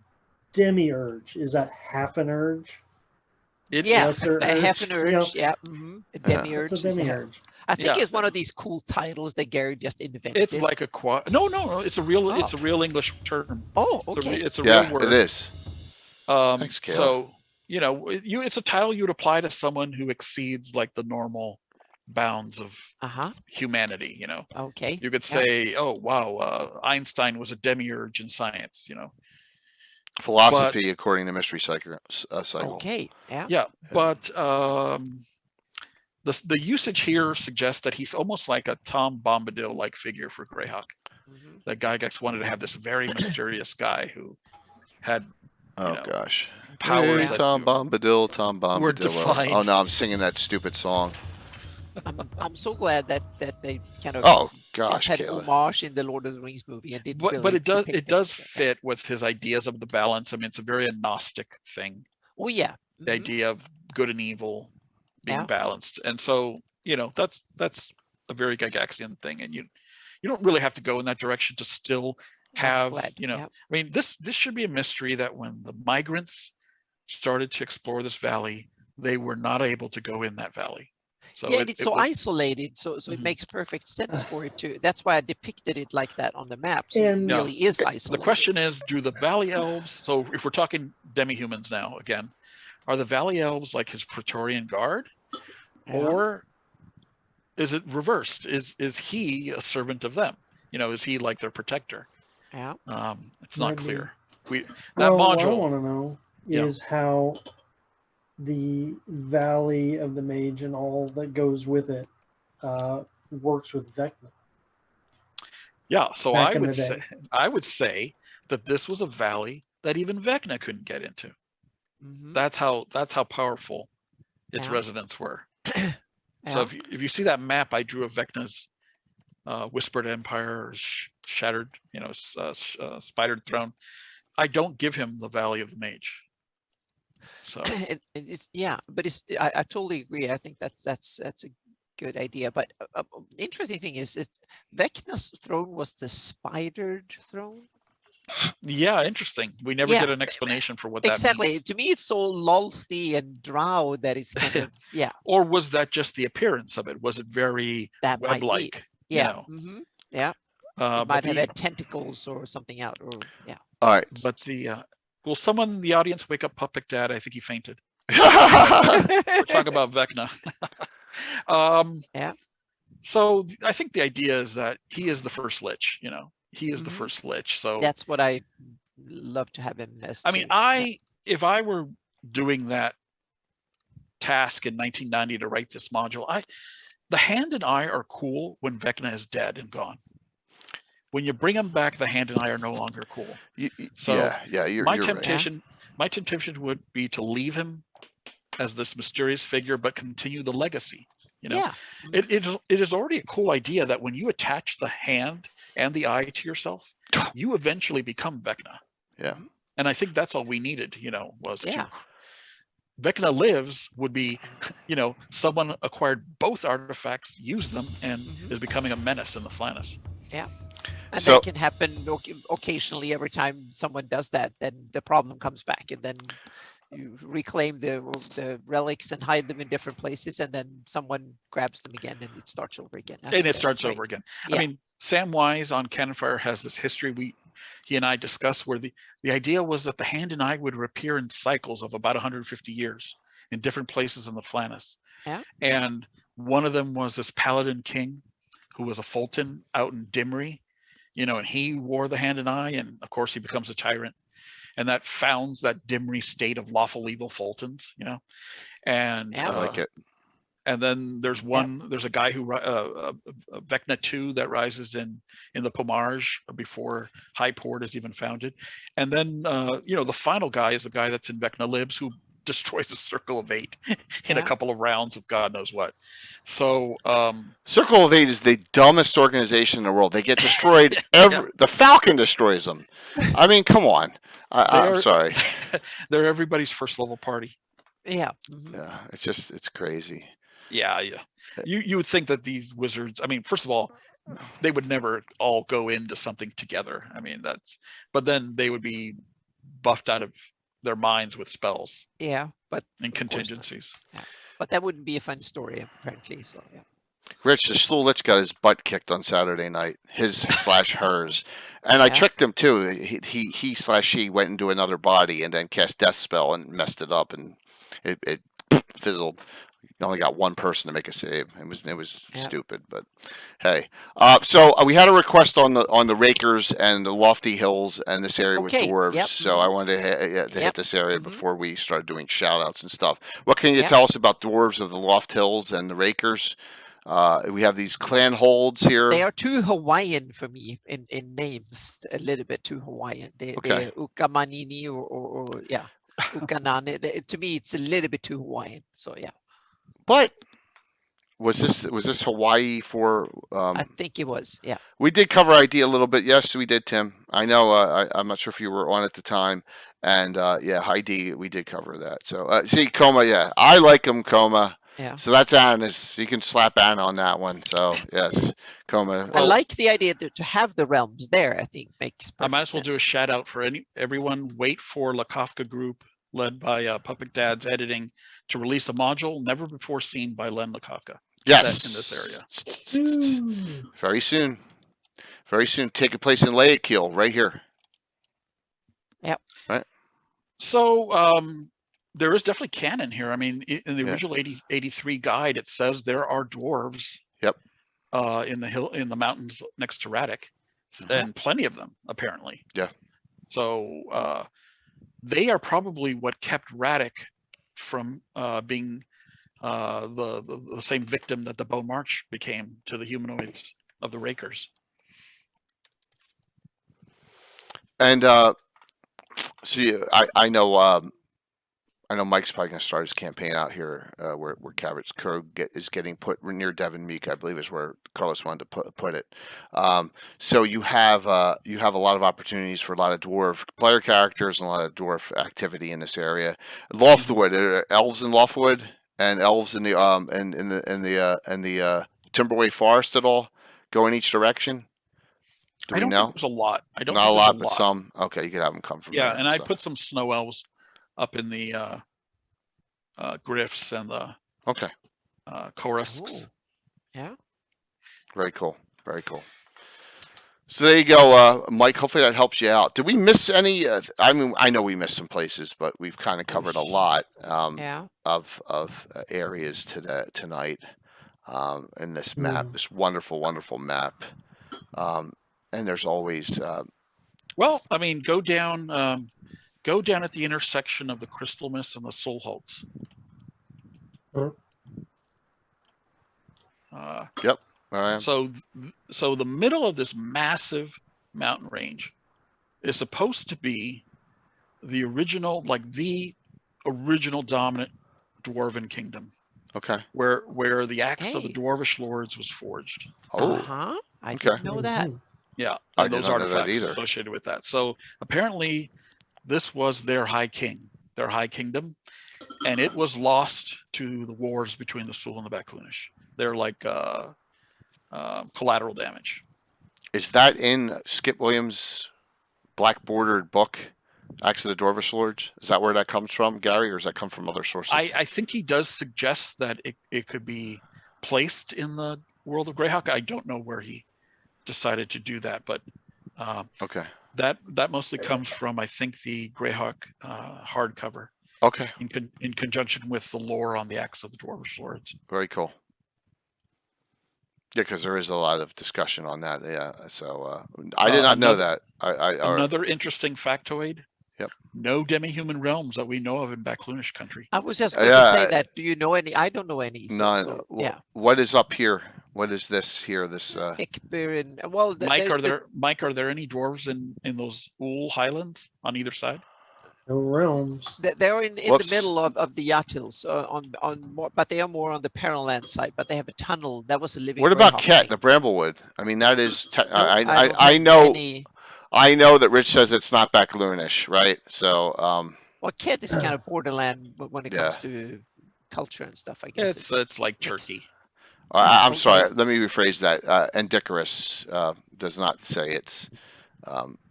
My apologies. That area is. Turkey's its own. But I'm assuming the Bramblewood has some Elvish, but I don't know if it's a large realm in here.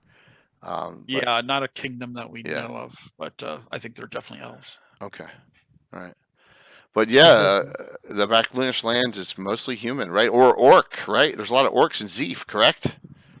Some. I think the entire Zeef. Oh yeah, humanoids definitely. Yeah, as far as I know, they're human. A lot of orcs and half orcs. Well, the funny thing is, in the guide for the Zeef entry, it says demi-humans doubtful, humanoids doubtful. Oh.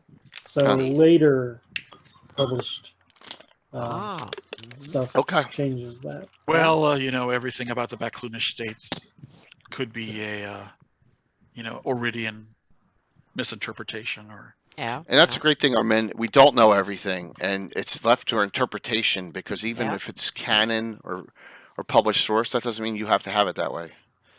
Well, yeah, and you could keep doing this every day for the rest of your life and still learn things every day. I learn every show we have every day. There's something new and something I realize I missed or I've done wrong or whatever. So yeah, so we get a lot of corrections. Yeah. And for Ket, it says few demi-humans. Few demi-humans. That makes sense. Yeah. It's a cool. This whole area is cool, as Sean would say, because he's doing his Pearland adventuring. So it's a cool area. It's worth noting, I guess, that Valuna has a ton of elves. I mean, it has more elves than a lot of elven realms. Yeah. So those elves, and I like how Anna has created it as almost like it's semi-forested throughout. So that valley is almost like a. Like an elven-friendly realm, especially in the those south. suburban elves. Yeah, those are the elves with 2.5 kids and a Yeah. car and a boat. Yep. And also that's probably one of the reasons I think for Voluna being a separate realm is that there might also been some sort of agreement with the elves originally when those realms were Sucker set mom up. elves. That's funny. And that's why there's so many elves, meaning that the Rao priests to take over and run that part instead of being. Yeah. We have to think that it's not a coincidence that the elves like the moons. One is places called Selene, the other was Veluna. Yeah. This is probably some kind of connection there. Yeah. It's how you create stories. Is you do it. So pick a point, start from there, and run with it. And story's going to change. Your time frame's going to change. It's just the way it is, And mind is the right word. Spreads out much more than because I start in 569, right? And if you start during the wars or you start during 576, it's gonna it's going to go. It has to. Yeah, you started pre-76. That are very few Greyhawk campaigns started pre-76. Right. Jason always starts, but Jason only moves forward 6 months. By the way, this discussion, right? Yeah. Once Jason, 3 years. When Jason gets to the end of 576, he reboots his campaign. Yeah. Cool. Len only moves forward 3 years in his whole history. That was it. Yeah. That was all he did was 3 years.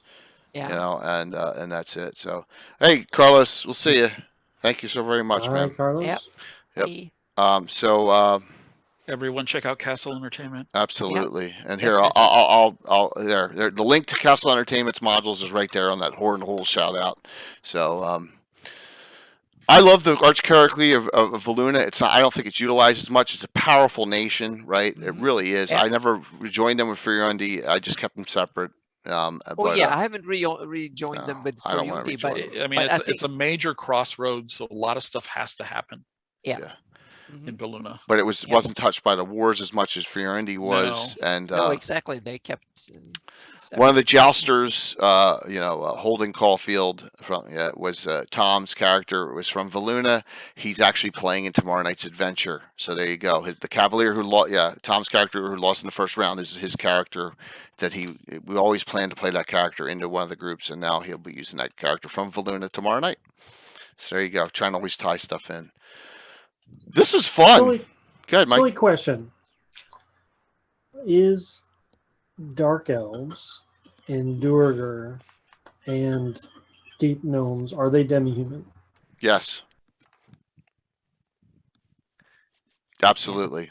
I think the term is slightly degrading in a way because I see they're very different. I have the elves are fey to me, the dwarves are not, and the halflings are not. It's a 70s term. Exactly. Yeah. So I guess it's a game mechanics term, not a.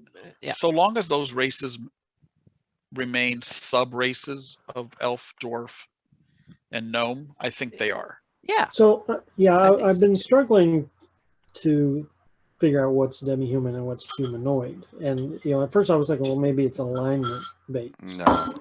And then I think about the Dark Elves. Well, let's ask this question: Is there a demi-human race which is not elf, dwarf, gnome, or halfling? And that's what I'm trying to think of, Gary. Where does tieflings fit?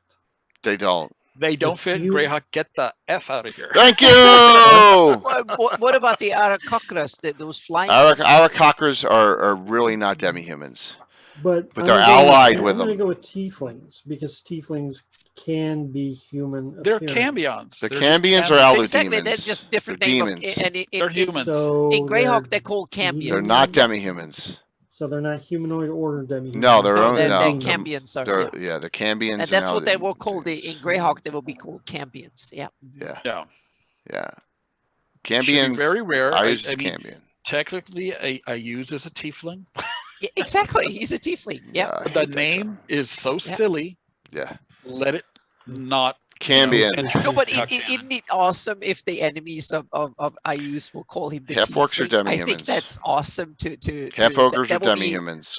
They're playable races. The original 1E, 2E playable races. Whoa. So you're saying half-orc is demi-human? Yeah, because they're playable races. Oh, is I that would go the with t- that's the humanoid. term? I'd go with Oh, humanoid. okay. See, that's what I'm Oh, saying. that's the I like term. him as The Demi-Human. term is Okay, so there is yeah. there is controversy here. See, okay, where do you put things like playable races that are like turtles or dragonborn or I don't. lizard men? They're I know humanoid. you don't allow them in your campaign, but would you call them humanoids? Because there's Yeah, lizardmen are humanoids. bipedal or something. I don't Always know. been humanoids. Yeah, always. For me, it's the four Tolkien-esque races, that are Mhm. demi-humans There you have it. and Yeah. nothing else. So a half orc and half ogre, we call them demi-humans just because they're playable, and that's just so be it. They probably are more humanoid than demi-human. It doesn't matter. It's just a term, right? It's just like anything else. It's a term. So, but But I like the idea that I use as a tiefling. Yeah. Oh It God. can be. It's awesome, and I can see that his enemies are now want to rebrand him from a The Cambion to being a original tiefling because it sounds silly. So I think it's perfect. Yeah. Oh, Cambion is such a better term. Yeah. It is. Oh Yeah, yes, the Tim's Cambion is a right. way Half. better term, but It that's means why I half. think it Yes, would be Amy, I fun agree. to in game. I would say that someone came up with a brilliant idea of calling him a tiefling just to piss him off. Tieflings are Well, that's a half good human, question. That's a good thus question. they are demi-human. So Cannibal is asking in the chat, is every anthropomorphic monster race a humanoid?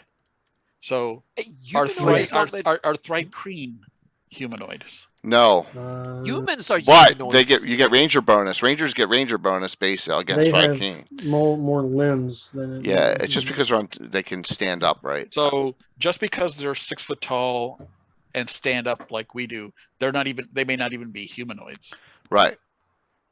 I simply They're from like game terms insectoid. are the evil degrading ones we don't like are humanoids, and the ones we like more are demi-humans, and the ones that are like Yeah. us are fully humans. So Another good If- question from the audience: are giants humanoids or demi-humans? They're Or giants neither? or giants. Giants are their own class. unfortunately. Yeah. But I say yeah, giants they are are their own technically class. humanoid.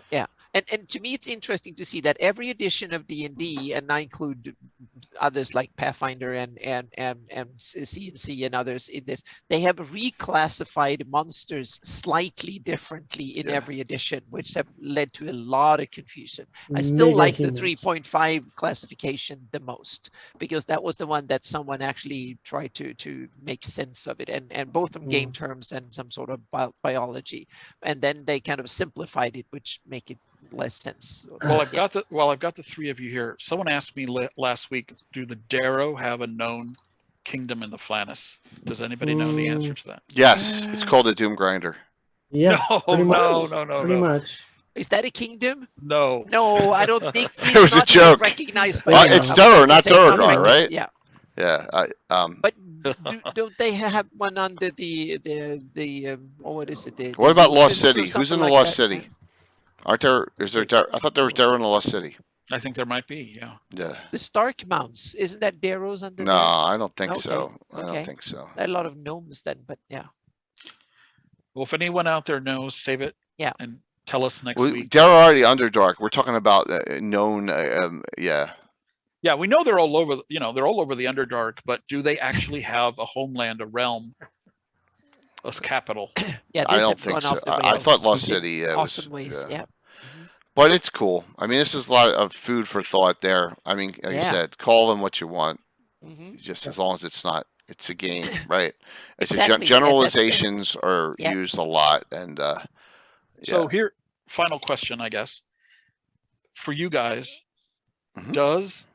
do the demi-humans that we've been talking about tonight, do they only live in the Flannis? Is that the end of their extent?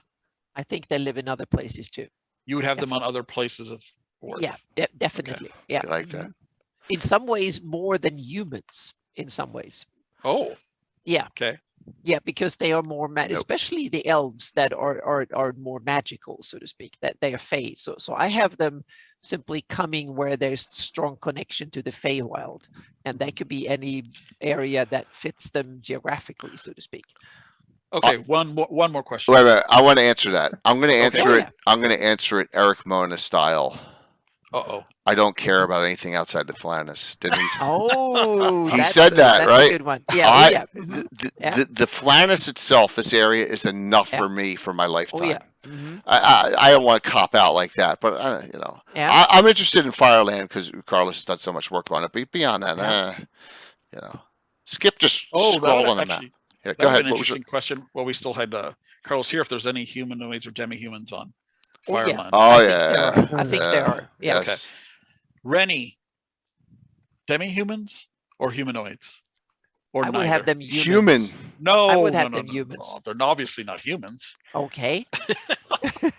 I think they're a race of humans. That's what I would have them as well. Yeah. Yeah, just like Iridian, Flan. Exactly. Or Backloonish, Tulul or Zool, Allman or Rennie. whatever. Yeah. They're Ropians. Yeah. What does that Oh mean? boy. I'm sorry, I don't know That that comes term. That's from their home Rombao. planet. Yeah. Home planet Rop. Now this sounds like Highlander 2 almost. Are they from the planet East? Yeah. Yes. No, that's original That's- Gary yeah. Gygax canon. Wow. Yep. So him and Jim Ward were playing Starship Metamorphosis Alpha or Starship like Ward, and they're like, "Hey, Yeah. we need these guys on Greyhawk." Yeah. Something like that, I guess. Yeah. Oh, They're Planet East. aliens. They're aliens. Yeah. Oh man, They are aliens. that's fine. I don't like that It- explanation, true. but I know it's true. It's That's what safer I would than read calling them gypsies and getting in a lot of trouble, Oh, right? yeah. That's So true. it is. Yeah, I Call would it- not use it that. is much here. If you safer. make them aliens, you're safe. Yeah. Yep. So note that it's a good question. We're all just kidding, by the way. We're all kidding. We're all having fun here. Yeah. So And this is what you want in your own game world, so to speak. Yeah. Oh my God, we have some great shows coming. oh my gosh, we do. So let's start Yeah, doing we some have. shout outs here. Mhm. So Mike, kick us off here. I'm going to shout out Greyhawk, even though you're on hiatus, because there's still awesome stuff to go there. Now I'm going back through and I'm working on links. I'm still in 2011, and there's a lot of broken links. The 4th edition era of Wizards of the Coast website is like gone. Yeah. So Oh. a lot of my articles are just useless now. But Oh no. I'm going back through and working on double checking all my links, and Can you find them on the Wayback Machine? maybe, Someone- but I don't feel like putting in the effort. Oh, okay. Well, maybe some fan out there Yeah. could do you I'm going solid. Yeah, and then I'm also having to go back through and fix all my Cannon Fire links because someone changed the directory to. Oh, what an asshole. Did anyone miss the 4E stuff? No. I'll put a forward in for that. An alias. Yep. Have to hire an intern to fix that. Battle of 1,000 posts. What else you got going on, Mike? Anything else exciting? I'm in a lot of games apparently, but it's like my schedule's full all the time, and I thought I was gonna have all this free time, but I'm gaming a lot. You have to be participating in Scott CasperCon, are you? He mentioned it to me, and I haven't checked my schedule with him yet. Okay. I need We'll to see. get back to him. So yeah. Yeah. I told him I'd do something. Oh yeah. So, very cool. That was easy. Man, that was quick. Anna, what's going on? Well, yeah, I'm sorry for everyone. I've been sidetracked a little bit. My mother ended up in hospital for a Oh, few I'm days, sorry. so it was Oh, kind did of hear things that. were kind of all over the place here for a couple of days. So, but she's back home and recovering. We don't know exactly what caused it, but she had some infection and stuff, so it was kind of hairy there for a few days. But hopefully, it will pass and it will be good again soon. So that's why I've been kind of a little bit on the sidelines, and things get delayed here almost a week. But today I posted a little bit hasty, but I wanted it out before this show so I can say that I've done it and then move on. But there will be a lot of Please link it. yeah. Thank you, Mystery Cycle. Yeah, thank you. And yeah, so there is a link on my Vohun Ocean. I call it the Azure Ocean. I realize it's not the Azure Ocean, but basically it's the Isle of Dread and some of that other stuff that been missing on the southern part of my map in the Pearl and Vohun Ocean, and that needed to be Pirate Isles and the Isle of Dread and stuff like that. So I'm putting in an attempt to remake it and to use Mike's awesome map and the glossography map and the and also that infamous Best of Dragon Earth map and the Savage Tide and some other fan creation stuff and so on. So to make some sort of sense and to mold it together. And now we're coming into something that I haven't cared for it before, and that is the rest of the planet, so to speak. I've also been out of my realm, but now we realize now we're moving so far away from the Flannies that the rest of the planet seems to come knocking on the door how here. far south will you go? Will you finish Hepmonaland? Well, eventually I will, so to speak, but that's it. So it depends on the technique to use, so to speak, and I can now I can probably do some half-ass stuff in haphazard stuff in Photoshop that looks. I'm one of the way forward is to simply redo the rest of the planet in the same style as the Flannies, the same resolution, same scale, same style, and just do the rest of the planet. That's one way of doing it. And the other way is to make interesting parts and remake it using new technology. And so far I've been on the fence. I'm not really sure, but something I will try now with the Isle of Dread is to remake it using new technology, but at the same scale as the existing map as a test. Oh, cool.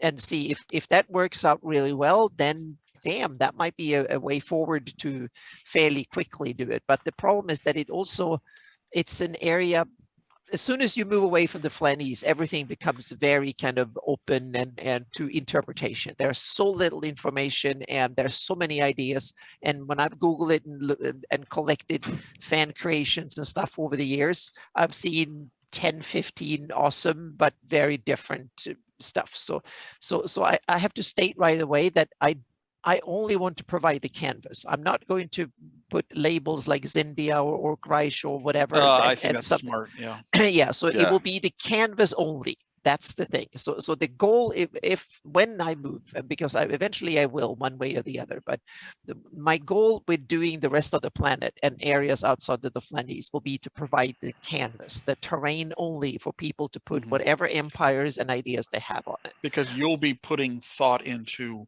what should be there based on climate, based on physics. Yeah. But you don't need to worry about what culture would inhabit. Exactly. So I'll leave politics and demography and stuff like that out. It will be it will be the canvas, what the terrain looks like. And I also want to, because it's such a large place that there are a lot of room for interesting out of this world kind of geography too, and stuff that are a little bit crazy here and there, not everywhere by any means, but I want to have some special places. And also one of the things that I really would love to see, I want to make a big cool desert. I want to have a desert area on Earth, so to speak, a real good desert. So people that want to have desert adventures would get their real good home for it, because it's one of the most interesting, fun stuff to do in when you create terrain like this, like I do. Deserts are awesome fun to do. They're fantastic. They're naked. They're not much vegetation and stuff. They're cool colors, and you really get to see the grit of the terrain, so to speak, in deserts. So that is something that I definitely need to have, and that's one of the other reasons I like a big work. I like a huge continent, because the interior of huge continents become dry almost by like nature, Australia. so to speak. Yeah, exactly, and Central Asia and stuff like that. They become dry, not almost wherever. Even Antarctica is a desert inside, so to speak, in the center of it. So that means that we can have some cool, both cool and hot, or in between deserts, and I think that will be a lot of fun to map. So Awesome. That's one of the things that goes on, and and then I have an announcement on my campaign. I'm actually going to switch from PF2 to 5e. So yeah. What? Yeah, I'm going back to D&D again after 10 years of doing it. And Dang. yeah. Yeah. So I thought now is the time. I was, before I started this, I was thinking which way to go. And 5e was, of course, but I liked PF2 when I saw it and test gamed it and so on. I liked it. And it turned out that PF2 is the system I like. but 5e was the system I needed, so to speak. So Hmm. for several reasons. One of them is that I need to run 5e campaigns anyway, and so I was thinking, why the heck to learn two systems when I need to run 5e games anyway down the line? And so I'm contracted with D&D in a castle to run 5e this fall, so I need to learn it anyway. So then why split up and learn two systems? That was one of the main reasons for it. And I'm also a player in several 5e games, which means that I already using it as a player.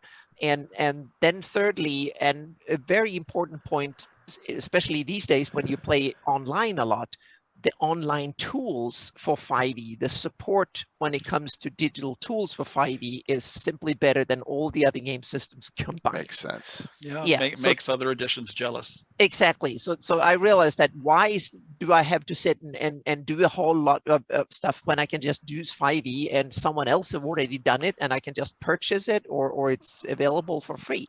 That saves me a lot of time. And Cannibal asked, do your characters go back to 0 level then?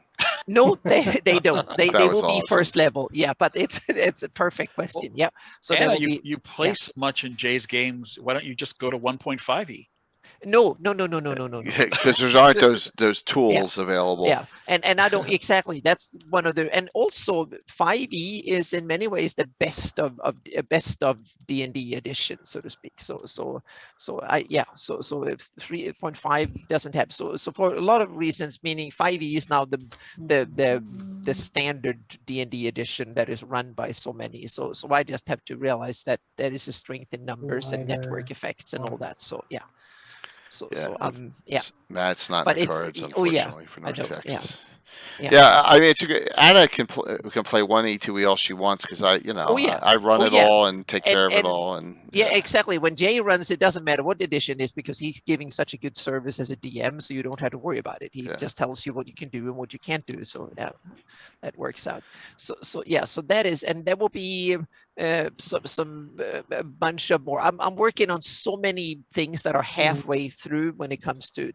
So I'm like now 2 weeks behind roughly where I wanted to be. But I'm clawing my way back. So there will be more things on Lendor Isles. There will be more blog posts about the new generation of maps, and there will be further updates on the Vohun Ocean revision over the Isle of Dread and stuff, so we can get that ready because I want that ready in May, so I can start working on the 21st edition or 21st or 21 edition of the map and the atlas, because I want to expand and include the Isle of Dread and some of these areas in. So Anna, did you solve the problem where you can get more pixels to go south now? What I do is that I can't do it on the regular map because then I've used up all the pixels. But the atlas, since it's small page by page, I can add another page, so that works. So we could take the two maps later and join them ourselves. Oh yeah, but if we have 128 gigabytes of memory, it might actually be openable. Yeah, exactly. You have to have more than 128 gigabyte of RAM or something like that. You can do so. No, but actually it will be. I can actually make a big map that has it. The problem is that it will be not the whole line down because I don't have the time to do Hepmona Land that far south and stuff. So that will not happen this year. That is something to look into for maybe next year or 22 or 23 to look into. So we'll see what projects. So it will be the ocean part, so to speak. So there will be like a little thing extra going down there. Awesome. Let me burn through all this. So thank you for the follow. Tomorrow night, and I have the map up where the area is. Return to Forest Green Bastion. If you saw the big castle, the keep area that I did on my table, this goes back to Adventures 817 through 819 pre-streaming. So that is how long ago that this was. We have done this area, and it'll be some fun, typical hack and slash it up type stuff. It'll be very basic. I don't think Bill will be playing tomorrow night, so we're gonna go there and have a little mindless fun tomorrow night. Some more great giveaways, and then Sunday a monster show. Monster. We got Ed Greenwood returning. Sunday. Ed Greenwood, and we got did that button work? I hit a button and it didn't, so you could do anything. There it goes. That's the wrong one. That's the wrong shout out. We got Ed Greenwood, Tony Winslow, Burl, Eric Mengi, and we're going to talk about great libraries of Greyhawk and Candle Keep. Of course, Ed created Candle Keep. Tony wrote for the Candle Keep Mysteries book. And this is burning a hole in my floor, so I may have to give this away. I'm not sure. So there you go. Ooh. Ooh. Yep. So nice book. It is very nicely done. So that will be Sunday. And then next week, Legends and Lore, and I popped this up a little while ago, the Flan Druidism and the Old Faith. And this was Anna's idea. I think it's a great topic idea. We haven't really gone into Flan much. We need to. We need to talk about them. We need to talk about some. I don't know that much. I want to learn. So definitely a good. Everyone Probably Gary talking on about that show. Flan. What's that? I said I could probably talk about Flan, but my Druid and Old Faith knowledge is pretty sketchy. I can do the Druid and Old Faith knowledge. I use a lot of Obadiah in the vestry. Mhm. I do, so I can do that. I just I want to hear about these Flan kingdoms. What's the one that's near Sunday and stuff? Right? There's an old Flan kingdom that it was down that area. Alyssa. Yeah, I don't know much about it. I want to hear a little more about that. Yep. So Gary, can you be on that show? We would. Oh love my to have you gosh. there. Yes. You I can think try. so, at least for a while. Yeah. Yeah. Oh, good, awesome. Yes. Gary will help us. Yeah, exactly. Yeah. So we stepped into uncharted territory. No, but The week after Yeah. the doubleheader. Oh, my okay, gosh. so we start off with John at Blue Box, 6 o'clock Central. Sorry, 6 Eastern, 5 Central. He's going to go and he's going to have the people who create Tailspire, the VTT that's coming out. You know, all the 3D effects and all. 2-hour show, and that'll be from 6 to 8 Eastern, which will go lead. You know, so that'll start you off. So, The future of VTT. yes, that will start us off, and then from that, and we had him on at the beginning of the show, which was which was a surprise. We got. And I'll save the story on how this came together. Era Paizo Hawk, James Jacobs, Jason Bowman, and Eric Mona. What a discussion this is going to be on two Wednesdays from tonight. We've Yes. had them all separately, and now we're going to have them all. All together. It could be madness. It could be chaos. You know, because I think that they'll just feed off each other, and that'll be. Yeah, that'll end. Well, I'll have a streamer. You know, I'll have an RPG. I'm gonna have some Saturday night specials coming up too, but we'll talk about that coming up because I haven't finalized the dates with personal stuff, other things going on. But let's do the giveaways. All right, everyone's been patiently waiting. Let's get these away. We're gonna give away 2 reprints of the Fiend Folio because of all the hype train. So here we go. They're nice. They're very nice. A lot of great old monsters in here. A lot of these, I think, disappeared. Is the Sifal anywhere besides in here? Right? CIFAL. Colony Never Insect heard of Formed it. Artificial Life. One of my favorites is in here. There's some great monsters in these books. I know it's one of Carlos's favorites, too. All right, so here we go. Giveaways. Jay's going to hit some... Okay, it is... There we go. Whew, it scared me. It didn't. Last call. 10 seconds if you want to sign up and you haven't. Melna Bone. The original one with a Melna Bone in it. That is Deities and Demigods. All right, closing it out. Here we go. The winner, number 1, and I'll need your address. Oh, Parentland. You killed me. Try it again. Try it one more time.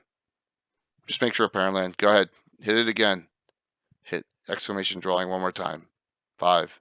Giving you 10 seconds, Parentland. Sean, go. Exclamation drawing. Okay, I'm going to close it out. Oh, you're in already, Parentland. I just found you in there. Here we go. Winner. Enoch Pratt. Tim. Winner number 1. Congrats, Oh. Enoch. Congratulations. Yeah, congratulations. He's on, and he's in VIP, so he's good to go. Yep. He's good. Second winner. Remember, we got more giveaways tomorrow night, too. Mikey be sit frog sit. What a name. What a name. Is Mikey on still? I'm looking here. He is on. I see him in the list here. Sounds like a wasp. I don't think I have his address. Mikey, I don't think I have your address there. So I need your address. All right. Let's raid into congrats. Just remember, we got 2 more things tomorrow night. So at least we got our wonderful we got a Border Watch and a Swamp Light, both 2nd edition modules, both reprints, both very good. We're going to give them away tomorrow night as well. All right. So let's raid into Troller Games. All right. I'm just making sure they're still on. Thank you. What a great show. What a great attendance. Thank you for all the subs. Note, if you are a streamer and your numbers go down in viewers and total followers, once again, Twitch is purging 7.5 million accounts. That's what's going on. All right. So and notice mine's down and everyone else. Yeah. Jester, please. Here. Cannon Fire Discord. Virtual Greyhawk Con Discord.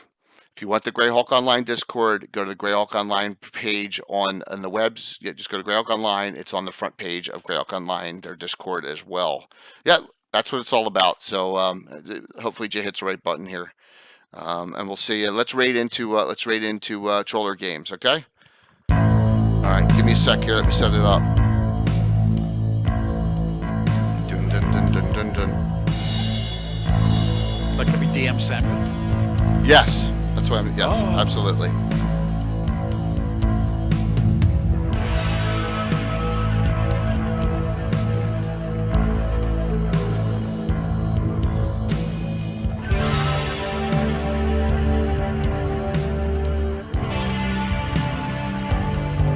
Cool, 74. 5, 4, 3, 2, 1. See you tomorrow night.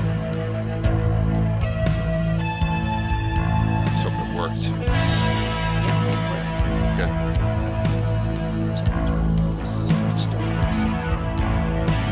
Oh my god, they went offline. Oh no. Oh no. Oh well. Best. We missed them. That's the risk of